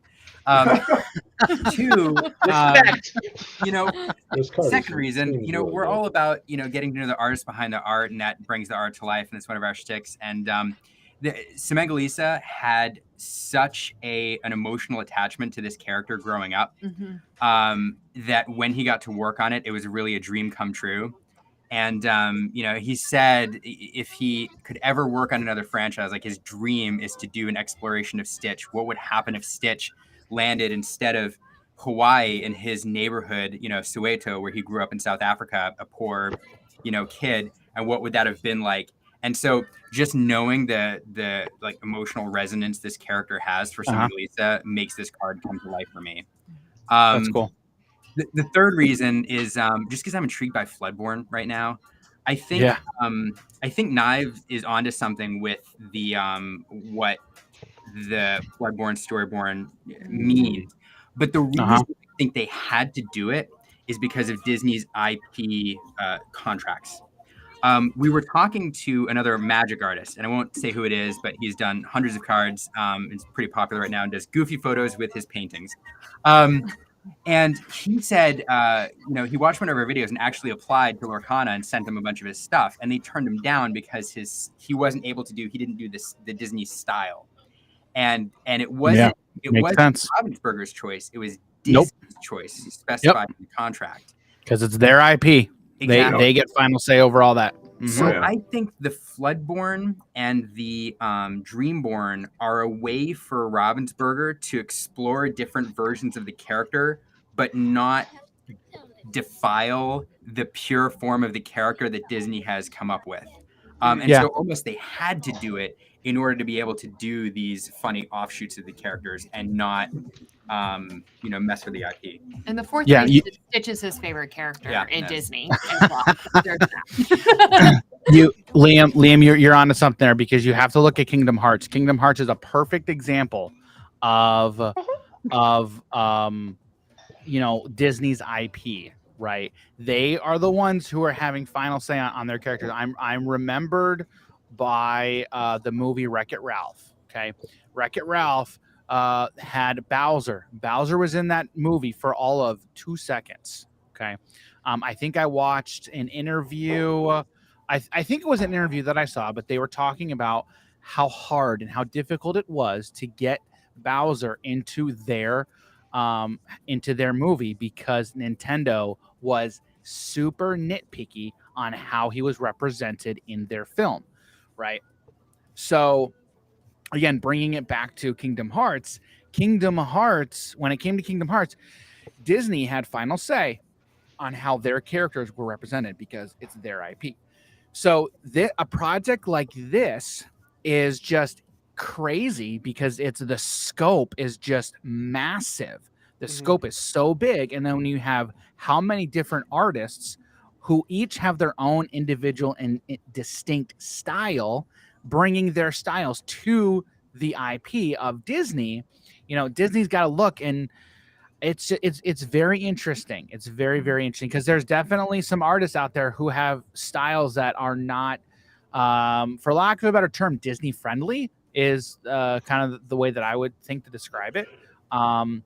Or Disney style, I Disney guess. brand, But yeah. so yeah, that's a cool story. Liam, appreciate that. Lee, you got a favorite? Captain Hook. hands Captain Hook. down. Captain Hook. Why is it Captain Hook? When I first looked at him, I thought that Challenger seems like a very proactive thing. It feels like something that you're doing, not responding to. Mm-hmm. So I felt like he's a very aggro creature or character. One for 1/2 that can buff his power by 2 is great. And also the art also really drew me to him, because Captain Hook from the Peter Pan movie never seemed like he's a villain, but he's not threatening. He's not scary. He's bumbling most of the time. He's sniveling a lot. Like This is Wait a minute. Peter Pan's the villain in that movie. That movie it's about Captain Hook. stealing Captain Hook kids. is the Tell Captain me. Hook's tell just me. the lost boy that grew up, and he's trying to help him. Exactly. Yeah. But in this art, in this card, he looks much more domineering, much more threatening. He's got the pauldrons. He has the wrought iron tunic under his coat. He captured the fairy. He's got the sword on his hand. He seems, and he's got that smirk with the hat pulled down low. He's got swagger, and I love that. I love the artwork on this on So Captain Hook. Brilliant. It's brilliant. One of my favorite things about this artwork is the hat. Right, his hat, his brow is like you can't see the eyes, and that smirk. It's just it's so good. It's so good. It was interesting. Like Marcel Berg even talked about how he Hook was supposed to be originally like standing straight up, and even the artistic decision to have him kind of lean makes him look even more menacing. So like Marcel Berg talked about once they had him lean, he looked even more threatening. Yeah, the Dutch angle. This piece was a lot of back and forth between Marcel and the art director. Marcel found this piece really, really challenging, ironically enough. And it was I think he said it was the hardest piece that he did, but it's one that he's like really satisfied with. But it was a lot of work. Yeah. It shows. Yeah. It very much shows. It's beautifully done. The perspective, everything is spot on, in my opinion. Mhm. So good. Yeah, this is definitely my favorite artwork from all of these cards. Yeah, I love Captain Hook. Initially, I thought that what's the name? Is it Steel? Is that what this one is? Steel. Steel. I thought that was going to be our neutral faction. Oh gosh. Do you think we're going to have a neutral faction? Not initially, no. Many sets later. Think so? Yeah. If we have one, it'll be sets later. And then dual colors. I Like expect what? that earlier than neutral, personally. Yeah. Really? I think you're Yes, right. I do. Where you can only see that card in a specific color pair. With the hard limit of 2 colors, I think they're going to capitalize that earlier than they are later. Okay, I want to know, what does everybody think? What do you guys think of having a deck restriction of only 2 colors? I love it. Why? Because I like restriction, because restriction prompts creativity.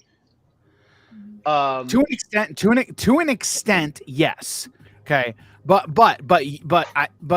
I don't think if given 2 options, one saying you can only do, again in this instance we have what, 5 or 6 colors. 6 colors. 6 colors. Okay, so we have 6 colors. Okay, Mhm.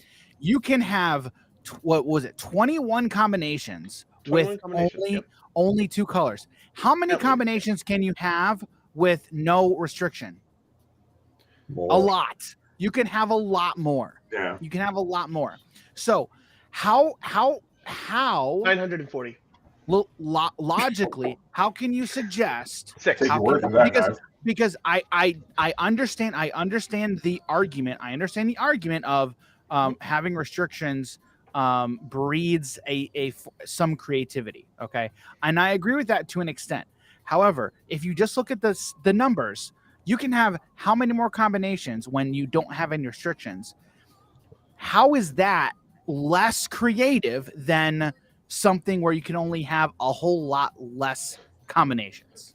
So I'm like, I have an answer. yeah. Oh, go ahead. Oh, it's because like if you're able to have every single color, right? Some cards are just going to instantly have better cards than the other cards in their color. So what you're going to do is play 5 color good stuff and play nothing but the best cards from every single color. But that's not the question.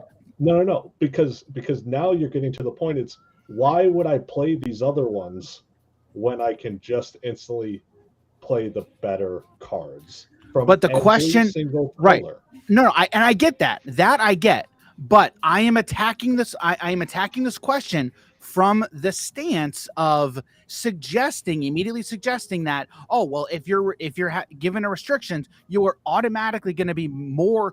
You can be more creative. I'm interested to know. That's what I'm getting at. I'm just interested to know how the 2 color restrictions going to come into play when you're like drafting. Ooh, that's a that's a good question. I have theory for that. Yeah, Knife, you have a theory for everything, dude. Well, because I have literally nothing to do except coach basketball and speculate Lorcana. I don't have a life. I'm just a pigeon. So what's your theory? What's your theory for this then? Go ahead. So my theory for this, they're going to have 15 color. They're going to have a 15 card pack for draft. Okay. Why? Because I like the number 15. So you are going to be so each pack is guaranteed to have 2 cards of each color. So that fills up 12 of the slots. Mm-hmm. Then the other 3 are going to be 3 unique colors, and one of those is going to be the rare. So, for example, that's one way to do it. Yeah, that's how I would do it. That's my theory for it, because then, like, you go a couple picks in and you see, oh, this color's gone. Yeah. Well, there goes one of my 6 options. Okay. Mm-hmm. Like, I think it'll work that way. One thing that I'd be interested in though with draft, see when you're now, so let's say you said 2 colors, so 2 cards for every color, and then the other 3 are basically randomized essentially. Yes. Okay. Yes. So, but when you're drafting, if you have a pod of 6 people, mm-hmm. if you're going for certain colors, then, well, I mean, I guess this problem already exists in draft to begin with. Exactly. It's part of the thing of draft. Yeah, it is. It's part of the thing. So never mind. That thing just goes out the window. No. Yeah. Reading what your opponents are doing and reacting to what they're doing, or making them react to what you're doing. If everyone is going amethyst, mm-hmm. you, as a good drafter, or as a drafter in general, you should realize, oh, I'm not getting amethyst cards. Someone's going amethyst. I need to go somewhere else. Mm-hmm.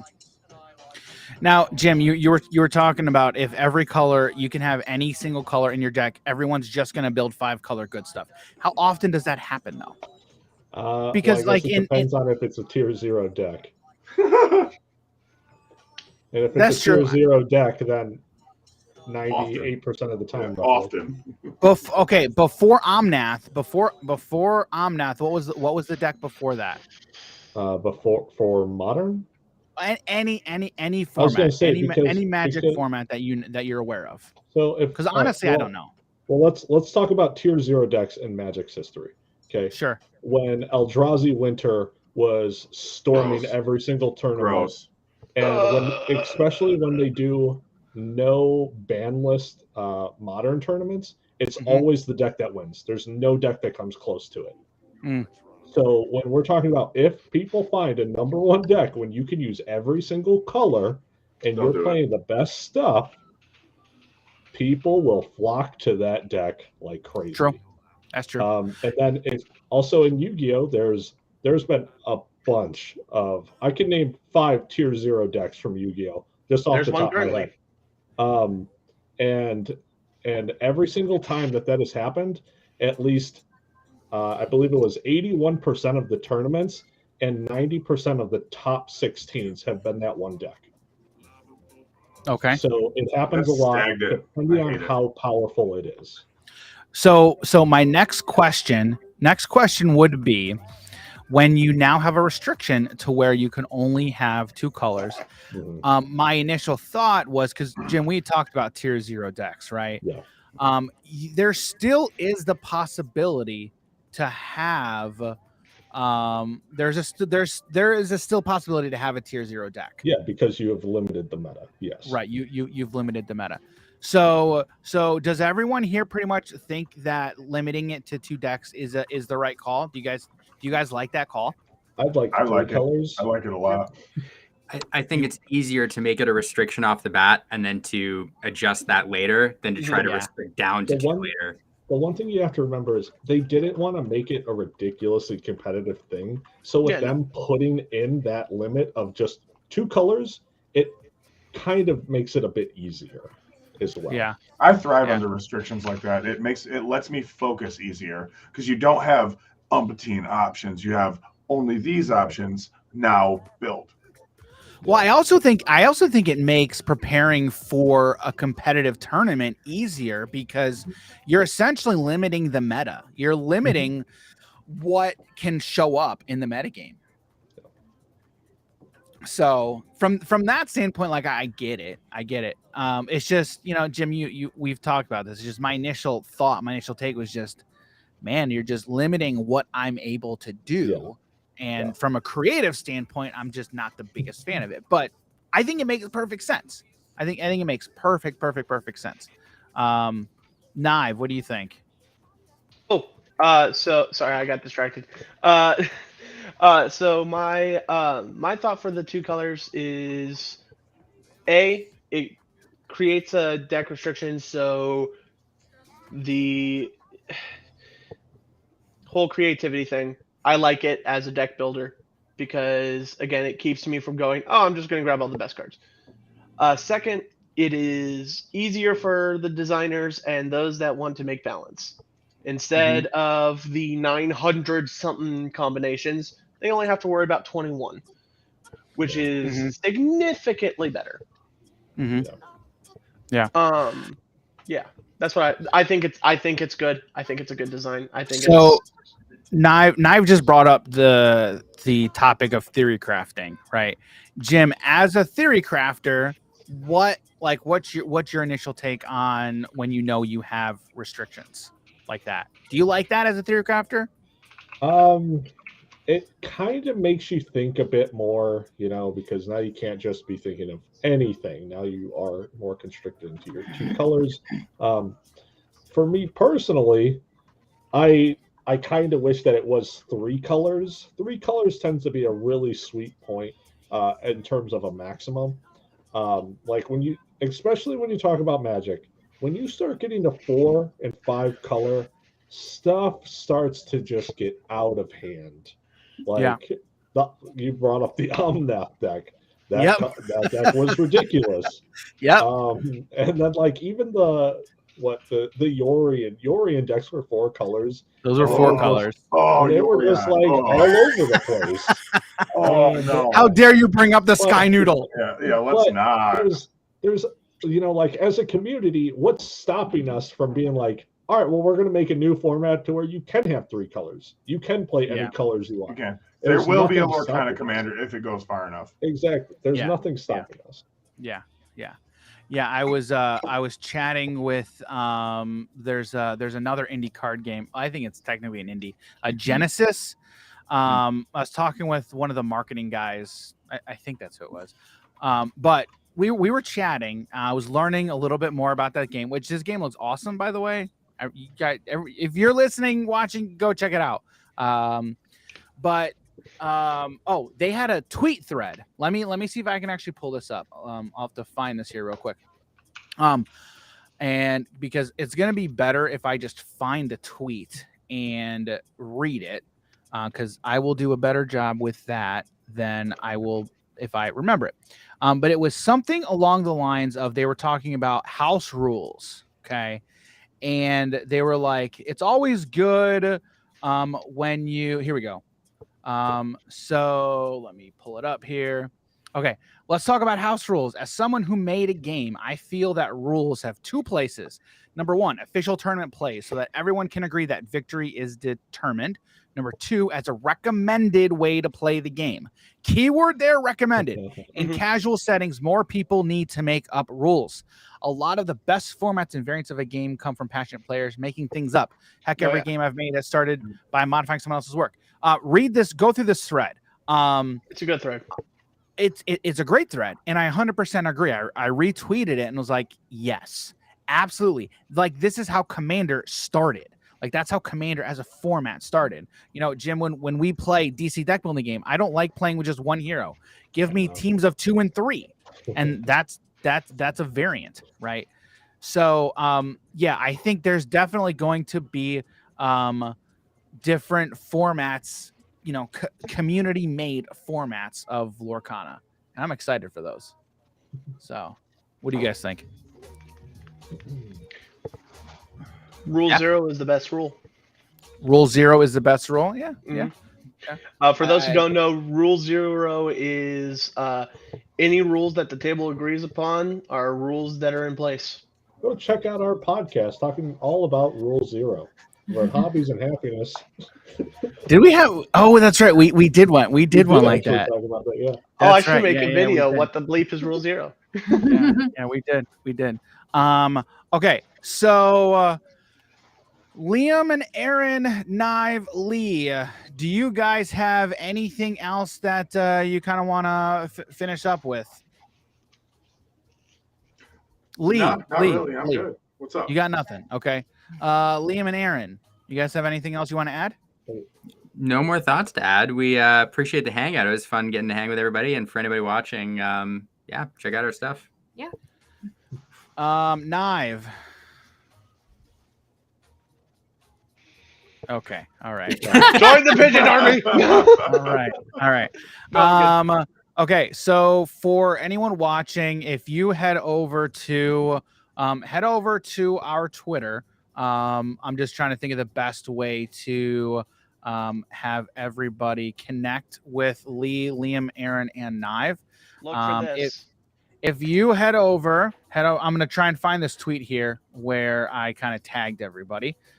So this tweet here, we'll turn this on.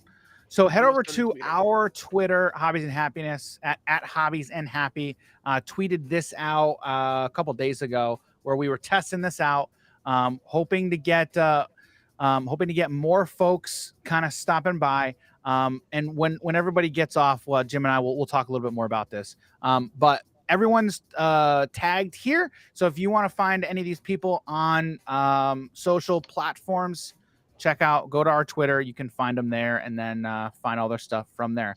So, so again, guys, thank you. So thanks everybody for hanging out with us tonight for the inaugural, I don't even know what I'm going to call it, but this isn't just going to be Lorcana. This is just going to be us hanging out with people and talking about the games that we all love and we enjoy. Knive, thank you. Appreciate that. And you're just going to hold that. All right, my guy. All right. I like it. He's frozen. I am an agent of chaos. All right. All right. Liam and Aaron, thank you very much. I had a lot of fun chatting with you guys again. Lee, thank you, sir. Appreciate it. I'm the one that's appreciative. I'm glad to be here. Absolutely. So thanks everybody. And then hope to get you guys back on the channel soon. So see you guys. Take care. Bye. Wait, how do I leave? Like that. What, did you just boot them? Yeah. So for everybody, for you guys still watching, this is like I said, dude, this is the first time we've kind of done stuff like this. That was fun. That was a lot of fun. So Jim, I talked about this before you got on. Planning, I kind of want to do something like this like once a week. And my thought process, and Jim and we've talked about this, and what we've talked about before was doing like a weekly show of like wrapping up card game news of the week. And I think that's like the perfect format to do something like that. So I think this is perfect. And then that way this doesn't tie it down to like a specific game, because we've talked about in the past how and anyone goes to our content, they can see where we don't just do one game. We do a lot of different stuff. So something like this could be a perfect opportunity to just get us talking with a lot of different creators through all these different games. So anyway, how you jumped in late. So how was your Friday? Yeah, work was kind of rough. Yeah. Towards the end, Uh-huh. some drama. Oh It was no. more like people just weren't doing their actual job. So then, Can you like, talk? my- Can you talk about it? Yes. Because, dude, you say drama. I want to know. I No, it's want to just know, man. people haven't really been doing their job recently with like the closing schedule. So my boss like kind of pointed that out the other day, just like letting people know it's like, hey, Hey, you're not it's doing your something job. I noticed, kind of correct it. And tonight he noticed it still wasn't being fixed. So he had to talk a little bit more to people. So then I tried helping a little bit, and so that sped up the night list a little bit more. So Lee's asking what you do. What do you do? Tell him what you do. I work retail at Disc Replay, which is a second-hand gaming store, also movies, collectibles in general, and yeah, that's what I do. Yeah, it's like a perfect fit for anybody who knows Jim. That's like the perfect fit for. And I was promoted to the card guy, so I just write stuff with the cards. If you guys don't know, I think we even talked about this on an episode of the podcast, but like one day somebody came in and brought card stuff, and you saw somebody else doing it, and you're just like, don't look at eBay. Don't look at eBay. Let me get those for you. And now it's like every single time someone brings in trade for cards, they're like, oh, okay. Hey, Jim, handle this for us. Okay, thanks. Oh, also, you jumped in late, so you get to see this. I got a couple of Kickstarter stuff that came in. Okay, I opened one on stream. I got stuff today too. You did? What'd you get? Yeah. Well, I mean, it's not Kickstarter stuff, but go ahead. What did you get in though? Did you get a light? No, some guy sold sealed product to work today. Okay. And I picked it up. What Also, my coworker played Flip It or Rip It with 7th edition cards. It was so much fun. What? Yeah. And Conspiracy Take the Crown. Yeah. She doesn't even play Magic, but she wanted to do it. Oh my goodness, dude. So, okay, Our let's see. Devastation. Okay. Hasn't been tampered with. I checked all of these. Okay. For $4.99. You don't find this, okay? And that was before my discount. Then Modern Horizons, $7 before discount. Modern Horizons 1? Yeah. Okay. So hopefully I get land, Ikoria, this one. Okay. Again, these are $3.99s before my discount again. Uh-huh. And then dude, these. Dude. Return to Ravnica battle return. pack things. Okay. $10, right? $10? $10. There's 2 Return to Ravnica packs in here. There's 2. 2? Holy cow. In each That's one. nice. Yeah, it was so good. All right. So I got this in the other day. It's called Bat Flip. Okay. Bat Flip, So right. this is let's leave it back here. Okay. It's a team shuffling card game. Okay. The team shuffling baseball card game. Bat Flip is a fast-paced card game of action and reaction. Step into the role of manager. So you're basically playing baseball with cards. It seems to be a pretty quick game. So got this in not that long, a couple days ago, I think. Cool. And then today there's a package that showed up. All right, guys. Dan showing his package on stream. Here we go. Sentinels of the multiverse. What did you say? Show my what? My what? He's banned. Nothing. Go ahead. Sentinels of the Multiverse. It's the classic comic book card game. So it's like it's similar. I think it's similar to Villainous-ish. But dude, honestly, I just saw a card game and then I just looked into it more. Then I'm like, okay, yeah, this looks cool. Yeah. And I was immediately sold because you know. Hey, I got a phone call. Give me a second, all right? All right. So as Jim's doing that, we're gonna be wrapping it up shortly, I think. Because what time is it? Oh, it's 11:15. Okay, so for everybody in the chat and everybody watching, let's just kind of recap. So this is something to where I'm not gonna commit. I'm not gonna commit yet to doing it once a week. Okay, we're not there yet. We're not gonna commit yet.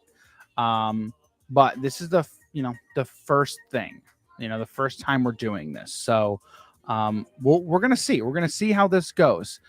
Because obviously, I feel like anytime I start something new and then it takes time, right? Obviously, everything takes time. So, for everybody watching, what do you think? What do you think of stuff going? What do you think of stuff going? If you can't tell, I'm a little tired. But what does everybody think? What do you guys think of tonight? Do you guys have fun? Did you like it? And again, like I said, one of the things that I was thinking about, like the idea was not to just keep this strictly tied to Lorcana, okay, but to keep this mostly tied to the card game community, okay, the card game content creator space. Anyone involved within anybody involved in the card game tabletop space, just to be like a hangout of creators and just people within the space to just talk about the stuff that happened for their game in the past week or couple of weeks. So that was kind of the genesis of my idea. So it was that, and then I thought Lorcana. So I thought Lorcana would be a perfect place to start something like this.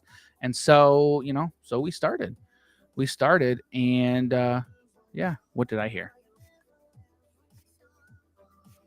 Okay. I heard nothing.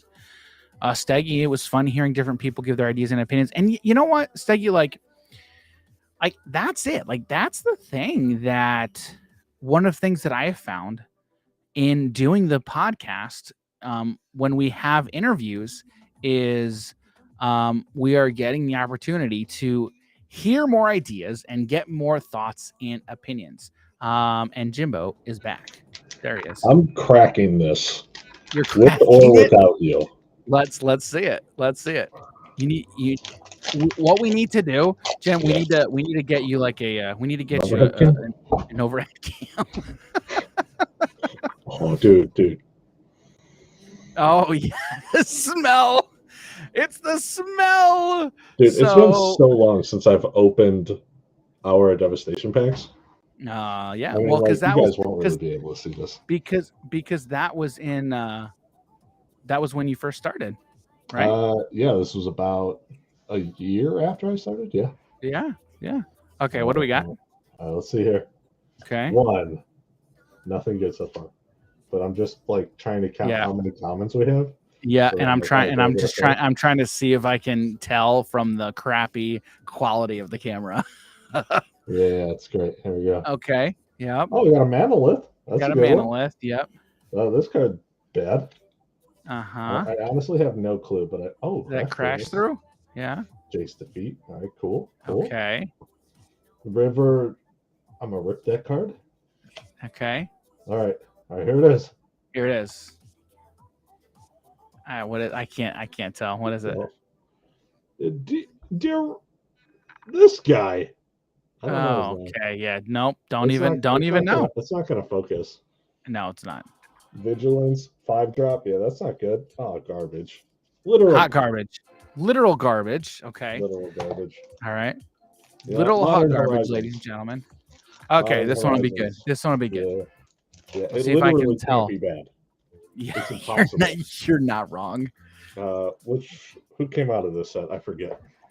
Who didn't come out of that set? This is the Urza set. Goblin. Land. Wait, is the rare the next card? It might be. It wasn't. It was a foil. But I think the rare is the next card. It might be. Oh, is that I can't. That's a Sunbaked Canyon. Okay, yep.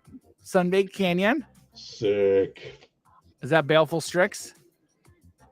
What? Baleful Strix? Baleful Strix. No, we don't have Baleful Strix in this set. No? Okay.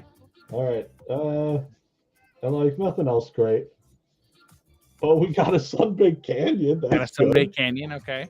Awesome. All right, I'm not going to crack anymore. One more. Oh, all right. Well, which one? What do you want me to crack? Which one? What else do we got again? Ravnica, Kamigawa, Neon Dynasty, Ikoria. Let's see the Kamigawa. Kamigawa? Okay. Yeah, let's see that one. Okay.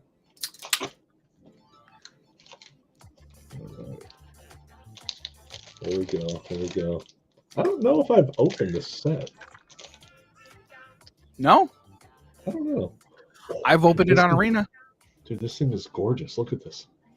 Can't really see, but this is the art. Oh, is that the art card? Oh my god. What? This pack got effed up. It's like damaged. You might not be able to see that, but I definitely see that. Holy cow, Yeah, that's yeah, terrible. yeah. You Is see it just that one, or is it every card? There's two. Whoopsie. Well, apparently my rares were messed up. Uh-oh. Apparently, so little Ben. Oh my goodness. Which I think that's a rare. Is your They got camera Witch Moth. flipped? Let me see that card again. Your camera might be think it might flipped. be. Oh yeah, Yeah, your flipped? camera's All right, flipped. super Oh flipped. yeah. But then I also got a foil mythic with a damaged corner. Oh, that's terrible. Oh. Oh my dude, even with your crappy camera, I can still see that. Oh, it's so dude. bad. Oh, look, I got fabled Kiki Jiki. Oh, Kiki Jiki. Oh, okay. There you go. Kiki Jiki Mirror Breaker. Yeah, beautiful. Oh, and then I pulled. Wait, so my foil? I pulled the regular. Oh, the regular as well. version. Nice. Is that a mythic? I think that's a mythic. Dude, I pulled two mythics in one pack. That's nice. That's And nice. one of them is damaged. Okay. All right. So that's pretty much my stuff. Okay. So the one thing, did you know when we talked about Lorcana? Okay. Did you hear about the action card? The Dragonfire? Yes. Yeah. Okay. Yeah, I think it's terribly statted. Terribly statted? Yeah, I think I would agree there. Garbage card. Now, question. So, do you think garbage card? well, but again, yes, I agree though the garbage stats, right? But if you then look at that, but then look at Maleficent, because she was what, 9 cost? Was it 9 or 8? I think it was 9. Okay. Let me actually look. Yeah, 9. Okay. Yeah, she's 9 cost. So she's 9 cost. Okay. Yeah, Lee just said 5 for unconditional removal is bueno. Okay, so he said bueno. But 5 is that's still a lot though. That's still a lot. Now, but again, it's sorcery speed. It's not good. Well, we think. It's sorcery speed, man. I'd agree. I would agree. But do you think we're going to be able to play in your opponent's turn? I think play cards. Play cards. I think cards that. Oh, play cards. I don't know. Not everything. Well, I don't think everything is sorcery speed. I don't think Elsa is sorcery speed. Yeah, Lee, explain. Okay, Lee just says everything is sorcery speed at this point. Again, based on what? Yeah, Elsa. My assumption is just speculation. Okay, Because I have not seen anything. I've seen nothing that states otherwise. Okay, because yes, we look at Elsa, and we say that ability, that freeze ability could be done at any point. Yeah. And again, you look at pretty much every other card game, and you will say that you'll see that it's going to be that's how it's going to be. But if that card is sorcery, I don't think Elsa's great. It has to be instant speed. Now, hang on. What you're suggesting is you're saying if you cannot do Elsa's ability at instant speed, then it's bad, is what you're saying, correct? I'd agree. Yep. Lee says, I don't assume you can use abilities on opponent's turn. Elsa is the exception because she can tap at any point, possibly. Right, so I don't. There's going to be other cards like that. Yeah, there's gonna be because every other card that has an ability is most likely going to be you can do it at instant speed unless otherwise stated. Right. Is going to be my assumption, because again we look at Magic and everything is instant speed unless it says activate only at sorcery speed. Yeah. So that's my take. So, all right, Jim, what'd you think? What'd you think of tonight so far? Oh, it was fun. Yeah. It was nice meeting the other people in the scene. Yep. Yeah, and tonight we only had 3 other creators, right? Mhm. 1, 2, we only had 3 other creators. So, if you guys saw that other tweet, we had quite a few more. Unfortunately, we didn't. More people weren't able to join us tonight. And I've said I want to try and do this. I'm not committing, but I'd like to try and do this once a week, not necessarily just be Lorcana, but just hang out with people, and just talk about card games. It's fun. So that's, again, I'm not committing, but I've mentioned this before, like setting this stuff up is relatively simple on my end. It doesn't require post-production. Mhm. So it's just super easy to just get people together and just be like, hey, what's up, everybody, and just chill and hang out. So. Good news and bad news. I opened up my other box. Didn't really get anything good. Okay. So what's the good news? You said good news. Oh, the good news is I've opened the stuff. That's what I thought it was. That's funny. So, also, have you played Marvel Snap yet, Jim? No. Okay. Yeah. We're just gonna have to do a video of just you playing it.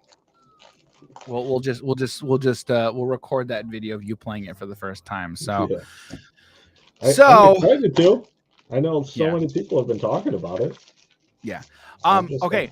Before we wrap up here, last thing, if you're in the area, there is a Flesh and Blood tournament in Downers Grove hosted by MinMax Games tomorrow. Tournament starts at 11. In fact, let me try and pull up. Let me find the tweet real quick. Because I came across MinMax Games not that long ago. And then Jim, before I sent that to you, did you know about them? I saw you post it on Twitter, or was it Facebook? It was Twitter. Okay. So yeah, I saw you post it on there, but before that, no, I didn't know that they were a thing. Yeah. So MinMax Games, family-owned business in northwest suburbs of Chicago. So when I looked it up, they're like 45 minutes from where we are. Yeah. So I'm like, this is sick. And then they had some other creators who they have partnered with in the past who I like following, and we may be talking to some of them soon. So anyway, when I found out, I'm like, wait, there's a Flesh and Blood tournament this weekend? And then when I found out they couldn't use their store because too many people, so they had to go elsewhere, and that's closer. I'm like, oh, dude, I gotta go. So this is where it's at. They tweeted getting the arena ready. So this is where this is nice. So I know where this is at. And I don't think I've been there before, but I know where it's at. Mhm. But let me see. Let me find it. So Saturday, January 14th, doors open at 11 a.m. Commentary by Flake and DM Armada. What? Some two pretty good content creators in the space. So this is what I saw. This tweet here initially. So I'm like, I saw the date. I'm like, wait a minute, that's this weekend. And then I saw they're doing the commentary, and then it said they're doing it live, and I'm like,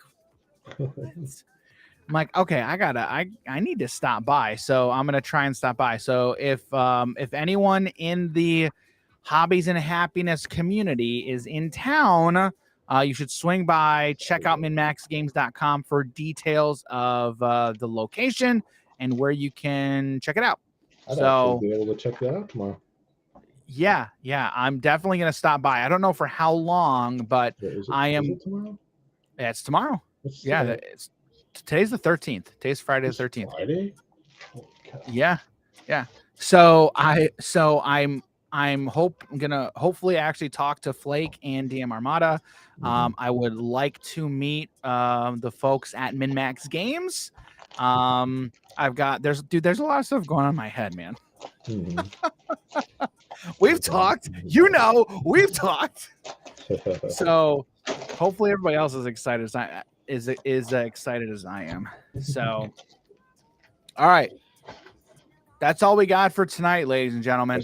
That's all we got. Hopefully you guys all had a blast. I had fun. So let's stop that. We'll stop that. Okay, perfect. Thank you. Jim, do you have anything else before we go for the evening? I don't know how I'm gonna wrap these things up, dude. Like this is all just testing. Yeah, oh.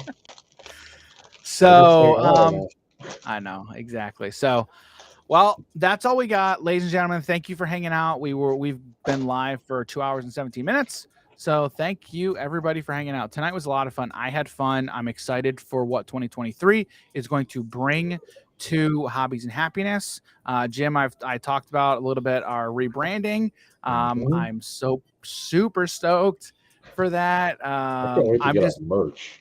Yes, yeah, merch is gonna be the next thing. So once we get rebranded, I'm immediately gonna pivot into okay, now we need merch. I think we need to make some alpha stuff with our current, so that way if people want exclusives, that will never be made again. We do. Oh, dude, I actually got to show you something. Uh-oh. So check this. My sister-in-law got me a Christmas gift, and she got me a cup. It's a clear glass with our logo on it. Dude, we could sue her. So she gets it for me, and then I'm like, I love it. Like I loved it, but I'm like, yeah, I mean, we're rebranding soon, but I love this. This is going to be a collector's piece. Yeah. So next time you're over, I'll have to show it to you. Okay. Awesome. Yeah, it was very sweet, but it's very nice. Steggy says 10 out of 10 would watch again. So that's awesome. All right. Now, before we get out of here, the other thing that I need to be doing, which I probably will wait until we get rebranded, is the website. But again, you head over to our website, you can find all our socials there. Head over to Twitter. Our Twitter is at Hobbies and Happy. What'd you pull? I saw that face. What'd you pull? Oh. Nothing. I pulled something. What is it? I pulled the shock. Oh, pulled a Shockland from Return to Ravnica? Yeah. Nice. Very cool. Which one? I can't green see. And yellow. Oh. Green and yellow. Temple. No, not Temple. Temple Garden. There we go. Yeah. So yeah, it is Temple something. What was I even saying, dude? I don't know. I don't know what I was saying. I pulled a shock, though. You pulled a shock. You pulled a shock. Okay. Now, the one thing that I will say, I have not said this yet. Streaming. Outside of this, we're going to be streaming once a week. What? Now? What'd you pull this time? I pulled another shock. Which one? Which one? Azorius. Nice. All right. I'll stop making faces. Sorry, you're talking. I know. I'm just cracking. Yeah, you're packs. just cracking packs. We need to crack packs on in the studio. Yeah, we will. We need to crack packs. We need to crack those flesh and blood boxes. Oh, let me smell it. How good is Return to Ravnica smell? I don't know. You tell me. It's a little faint. Yeah. It's not very as potent. We should. It's still good. We should have. Did the professor have like a smell meter or something? Do stuff based off. Didn't he do something based off a smell? How good a product is or something? I don't know why that's in my head though. I don't know why I'm thinking about that. Okay, but what I was saying was streaming. Yeah. I want to stream once a week. Okay. And so whether that be me here at my desk, digital card game, Jim doing it on his own, or us doing it together, which we know with schedules that sometimes can be hard to coordinate, but the beauty of the internet and streaming is we can do it however we've got options. So but anyway, so yeah, I'm excited for what's to come. Patreon is going to be coming within the next couple months, so that's going to be one of the next things we're going to be working on. So that's pretty much what we have. That's what we've got. Let me check one other thing out real quick. So okay, well, we're not going anywhere right now. We're not going yet. Mario's gaming world still going. Hey, love to see it. He's rating us with a party of 21. What's up, Mario? Thank you for the raid. So we're just chatting. We're going to be chatting. We'll chat for a little bit more. Do you have any more packs to crack, Jim? No, but you do. I do. Which? Whoa, hang on. What are you talking about specifically? You tell me. I was talking about those sealed boxes you have. The seal. Oh yeah, the flesh and blood. No. I was talking about the Strixhaven boxes that you have. Oh, that's right. Those are over there. Yeah, you have them. Yes. Yeah. That is. All right, we'll have to talk and like crack those as well. We do. Don't we have Don't we also have shoot, what is it? We've got some Commander product in there, don't we? Yes, yeah, we do. Is that here or do you have that? I think you have it. Okay. I think it's at your place. Okay, that makes sense. I also think you have some Digimon decks as well. Yeah. So Mario's a big Digimon player as well. Yeah, let me. Is that? Oh, no, because all that Digimon stuff. This is just. Like, you don't actually have to go get it. No, I've got this out, but this is just Pokemon. This is the Pokemon stuff. Yeah. But the only Digimon stuff I have is just those starter decks, I think. Are your parents together? Oh yes. That was hilarious. Oh man. Okay. All right. Okay. So Mario's in chat. We recently interviewed somebody who is going to be appearing on the give spoilers to the people at the live stream. Why not? Okay. All right. So for those in our live stream, we interviewed Jake Boss. We interviewed Jake Boss of the Command Zone. We interviewed him a couple of days ago. That interview is going to go live Wednesday. All right. So that interview is going live Wednesday. And super cool guy. Super dude, cool guy. I told Jim after that, I'm like, dude, that conversation was like the best way for us as an organization to just start off 2023. So Mario, Jake did like a video on it. And he's gonna do a little bit more stuff on it. Really cool Digimon stuff. He does. Yeah, that's right. Because so Mario, I'm assuming that's kind of how you know Jake, but I don't know. You tell me if that could be wrong. But anyway, that conversation, we were talking about Digimon and Pokemon, and Jim was saying, because you were saying like you grew up on Digimon, and I was like, I was more Pokemon. And then Jake goes, he's like, okay, all right, question. Are your parents together? And I'm like, yes. And then he's like, and then exactly. He was like, exactly. It was hilarious. Oh my goodness. That was so stinking funny, dude. Yeah. He's like, people whose parents aren't together, like they needed some way to escape. And like Digimon, they enter a completely different world. Okay. Now if let me actually pull this up real quick. If Mario's still here, let me find this. Today's that card. Disney Lorcana. There it is. Disney Lorcana.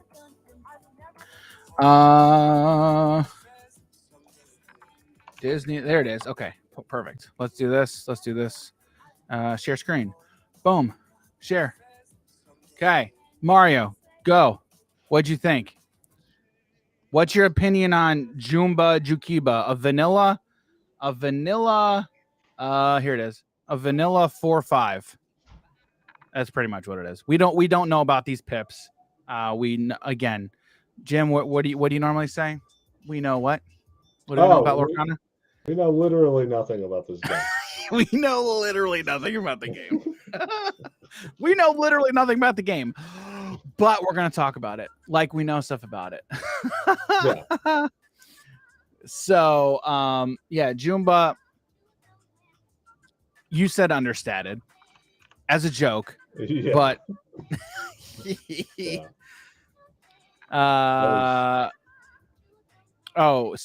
so here's what Mario said. I think it's cool how this vanilla has pips, but Olaf didn't.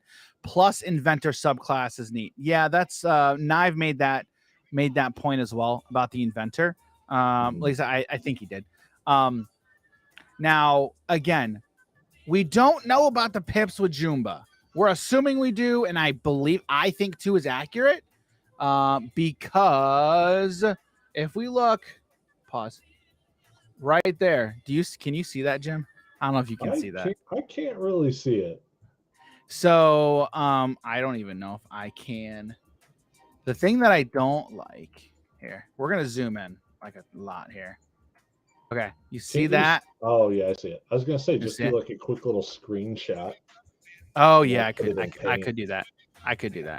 But so in the official post, you don't see the pips, right? But it does look like it's there. Okay. Now with Olaf, there was nothing. Broken, dude. Dude, he's a 1 mana, 1/3. Yeah. All right. So the last thing I'm gonna do before we get out of here. That's not it. Come on, guys. If everybody goes to our website, okay. If you guys go to our website, you can find links to all of our platforms. You can find links to Facebook, Twitch, YouTube, Instagram, all that stuff. Everything's there. And then you can follow us on all those platforms if you want. Our YouTube, we do a lot of different card game stuff on YouTube.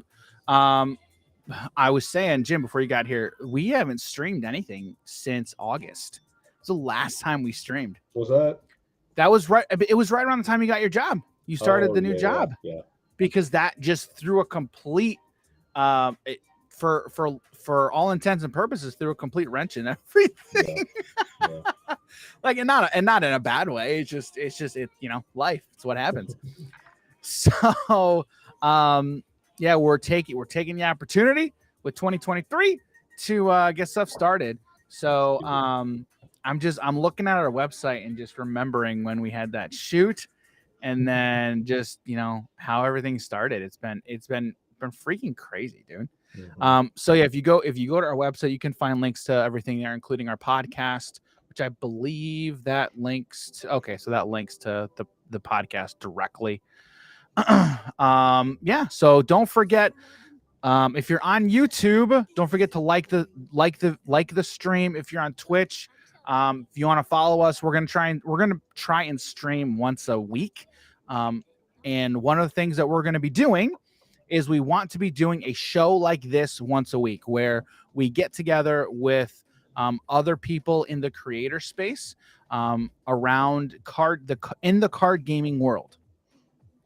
So this started with the Lorcana, but there's a limited stuff that we can talk about with Lorcana. But as new stuff trickles out, or there's a lot of people want to talk Lorcana, and so I would like this to be the place. Just to hang out and talk, and then hopefully get other people on from other card games. Mario would love to get you on here at some point as well, just to hang out, chat, talk about your card games, because I know you're big into Digimon and a few others as well. I think Mario was streaming a tournament tonight, I believe. Oh, cool. So, yeah, that's who we are. That's us. Don't forget. I don't know. That was super weird. He's been Dan. I've been your local streaming. Okay, before we leave, okay, I was thinking about something, okay, because when we initially started going, okay, what did we say Hobbies and Happiness is all about? Like, I remember there were like 3 words. 3 keywords. There were 3 keywords. Do you remember them? Quality, competitiveness, or community. That's the big one. That was the big one. Yeah. And for those who don't know, the reason we started this was because of community. We started this because we met at our LGS and our LGS shut down.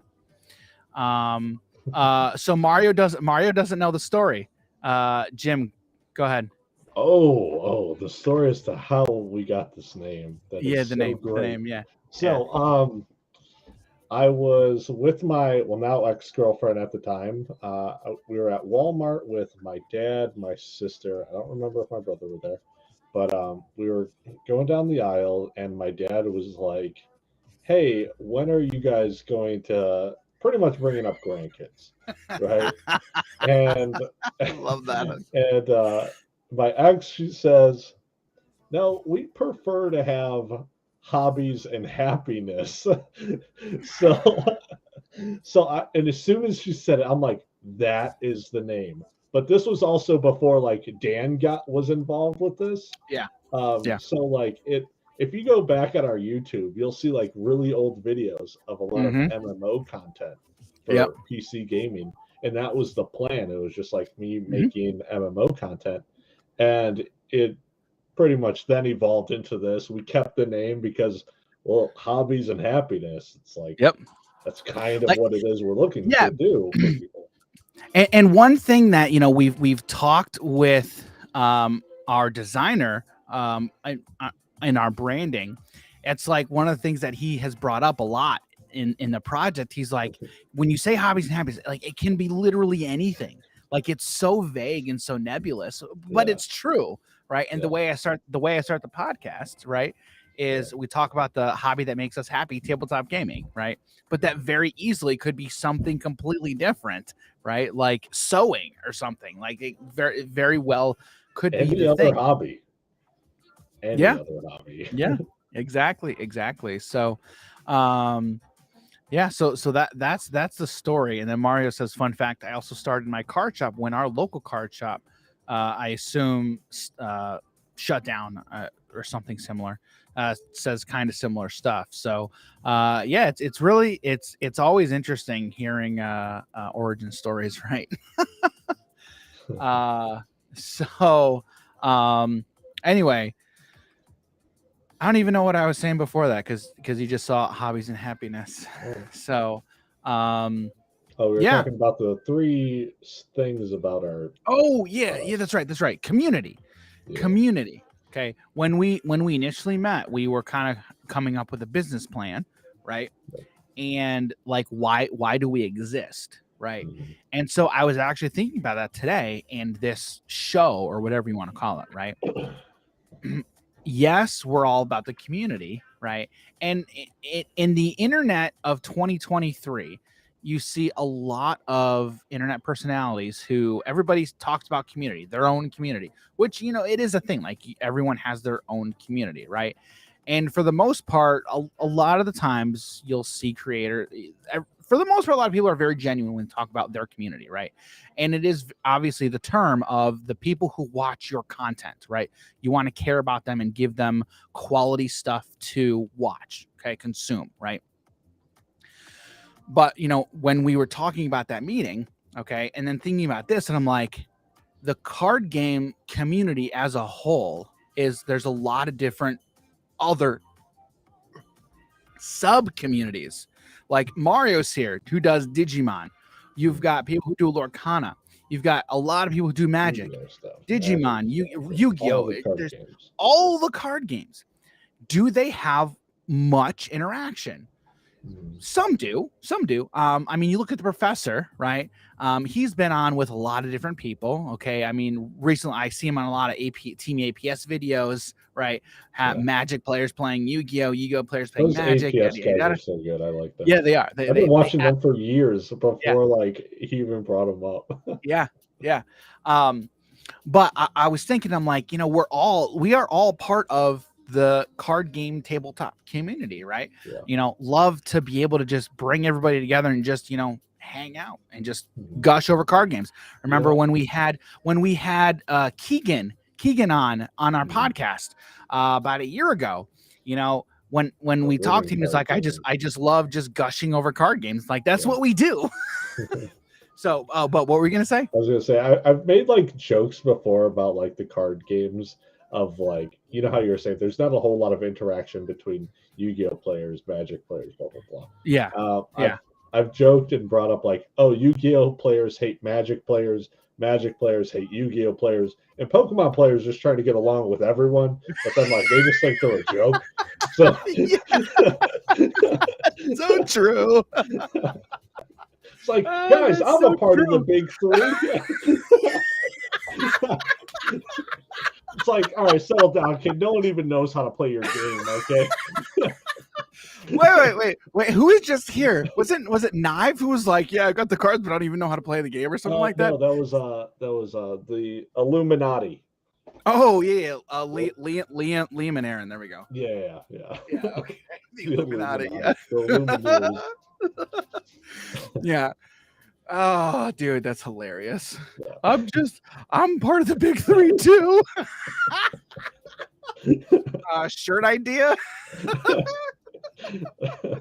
Oh, dude, that's hilarious. Okay, but otherwise, here's our website. This, which again needs as you can see, I only put up episode 51. We're on episode 77, dude. So I got to. I'm not going to say that every single guy who's over 35 posts a picture like Dan has posted. If you go a little bit lower. Wait a minute. That's how you know. That's how you know guys are over 35 years old, right there. What are you even talking about? Stone cold face, staring at the camera. Dude, no. Boom, hat on. I'm letting you know. No, stop it. You be quiet. You be quiet. I did not have a choice. I didn't have a choice as to the thumbnail for that clip. Okay, look, guys. Here's the clip. Okay, and of course it opens up. Do you see? I didn't have it. Oh, all right. I guess that's not true. I guess maybe I did have a choice. You guys can't even hear it, I don't think. But I didn't have a choice as to the thumbnail. It just picked that, and I was like, whatever. I don't have the time, and we're just gonna go with it. So, shut your mouth, Jim. Shut your face, okay? You be quiet. You know what? Jim just revels in the fact that I'm older than he is, and he can just call me an old man. I'm telling you a fact right now, okay? Like, you go find Facebook pages or Facebook photos of people, you find any like that, they're over 35. I'm informing you. It's true. You're probably not wrong. All right. Eris, I believe it's Eris. Thank you for the follow on Twitch. Appreciate that. Eris says this is so awesome. Appreciate that. Awesome. I was checking out Command Zone again today. They do the the you rock of the patrons. Eris, we gotta do something. You rock. Eris, you rock. we can't say you rock. We don't want to completely rip people off. No, we can do that. Great artists steal. Oh, dude. Well, what's funny when we were talking with Jake about the jingle, I'm like, you're putting me on the spot, dude. Like, yeah, I know, right? Like, come on. You're like, only one may stand. That'd have been great. Oh, that's funny. Eris says, so what games do you two play? So Eris, here's what I'm gonna do is I am going to direct you over to our YouTube. So if you check this out, go to our YouTube. You can see a lot of stuff we play. We play a lot of different games. For the most part, when it comes to TCGs, we're big Magic players, but we play like everything. We have streamed Magic, we've streamed Digimon, we've streamed like a lot of different stuff. There's nothing for the most part we don't play. But on our channel, we feature villainous stuff. We don't play villainous. We do need to play. We do need to get a recent game on there just to put it on the channel because people keep asking me about that game. I know. But we do a lot of deck building games. Deck building games are a lot of fun. We enjoy those. I'm actually working through some more DC deck building game videos that are going to come out within the next couple of weeks. Legendary. We got Marvel Champions. Mario. Mario. I'm down. I think I'm busy that night. Yeah. Mario. I'd be down to do that. I'm down to talk about it. I don't know. Yeah, you're down to talk about it, but that's pretty much it. So Eris, if you just go check out our channel, you can see a lot. There's nothing we don't do for the most part, except Jim asking what are our niche in these games. Yeah, what is your niche in these games?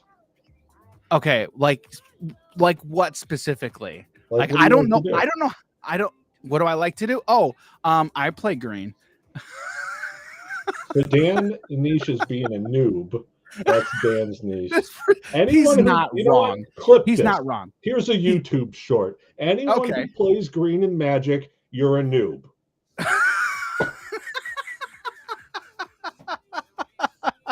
No, well, hang on. Here, I'll show you. I'll show you how much of a noob I am. Let me see if I can. let me, Jim. You know what I'm gonna find, okay? Yeah. Just give me 1 second. I'm ready.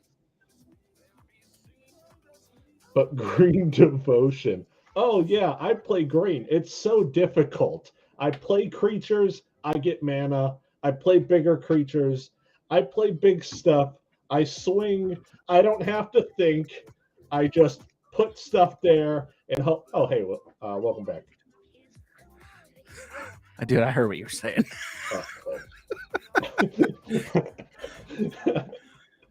But yes, green devotion. I found out about that the green devotion deck in Pioneer the other day, and I'm like, I found my deck in Pioneer. I love playing mono green trot. All right. Hold on. All right, I like playing mono green trot. Yes.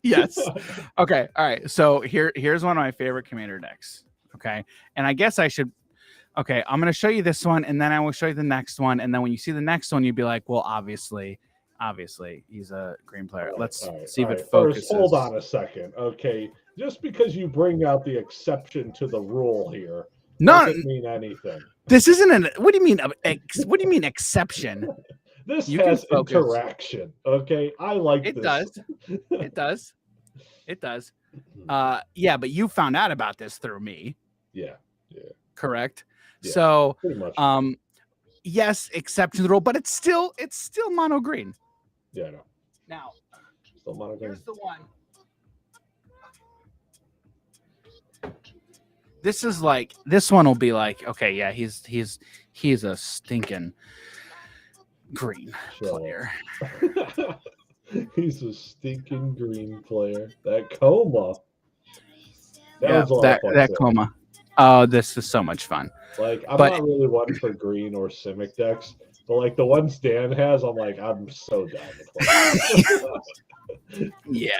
Yeah. So I'm waiting to get that pirated copy card in Tacoma. Yeah.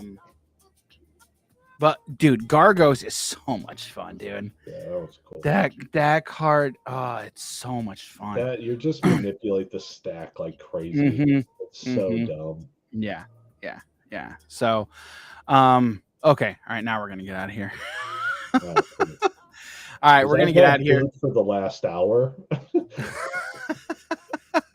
Go have dinner. Yeah. So, Mario, thanks for the raid, dude. I really appreciate that. Thanks for being here, guys. And thanks everybody for being here, especially a lot of the new people. Thank you very much. If you want to follow what we're doing, you can follow us on Twitch, sub to our YouTube channel, and then check us out on Twitter. That's kind of the big platform that we kind of post stuff on. So check us out there. Thanks everybody for being here. Had a lot of fun, and hope to see you guys next time. See everybody.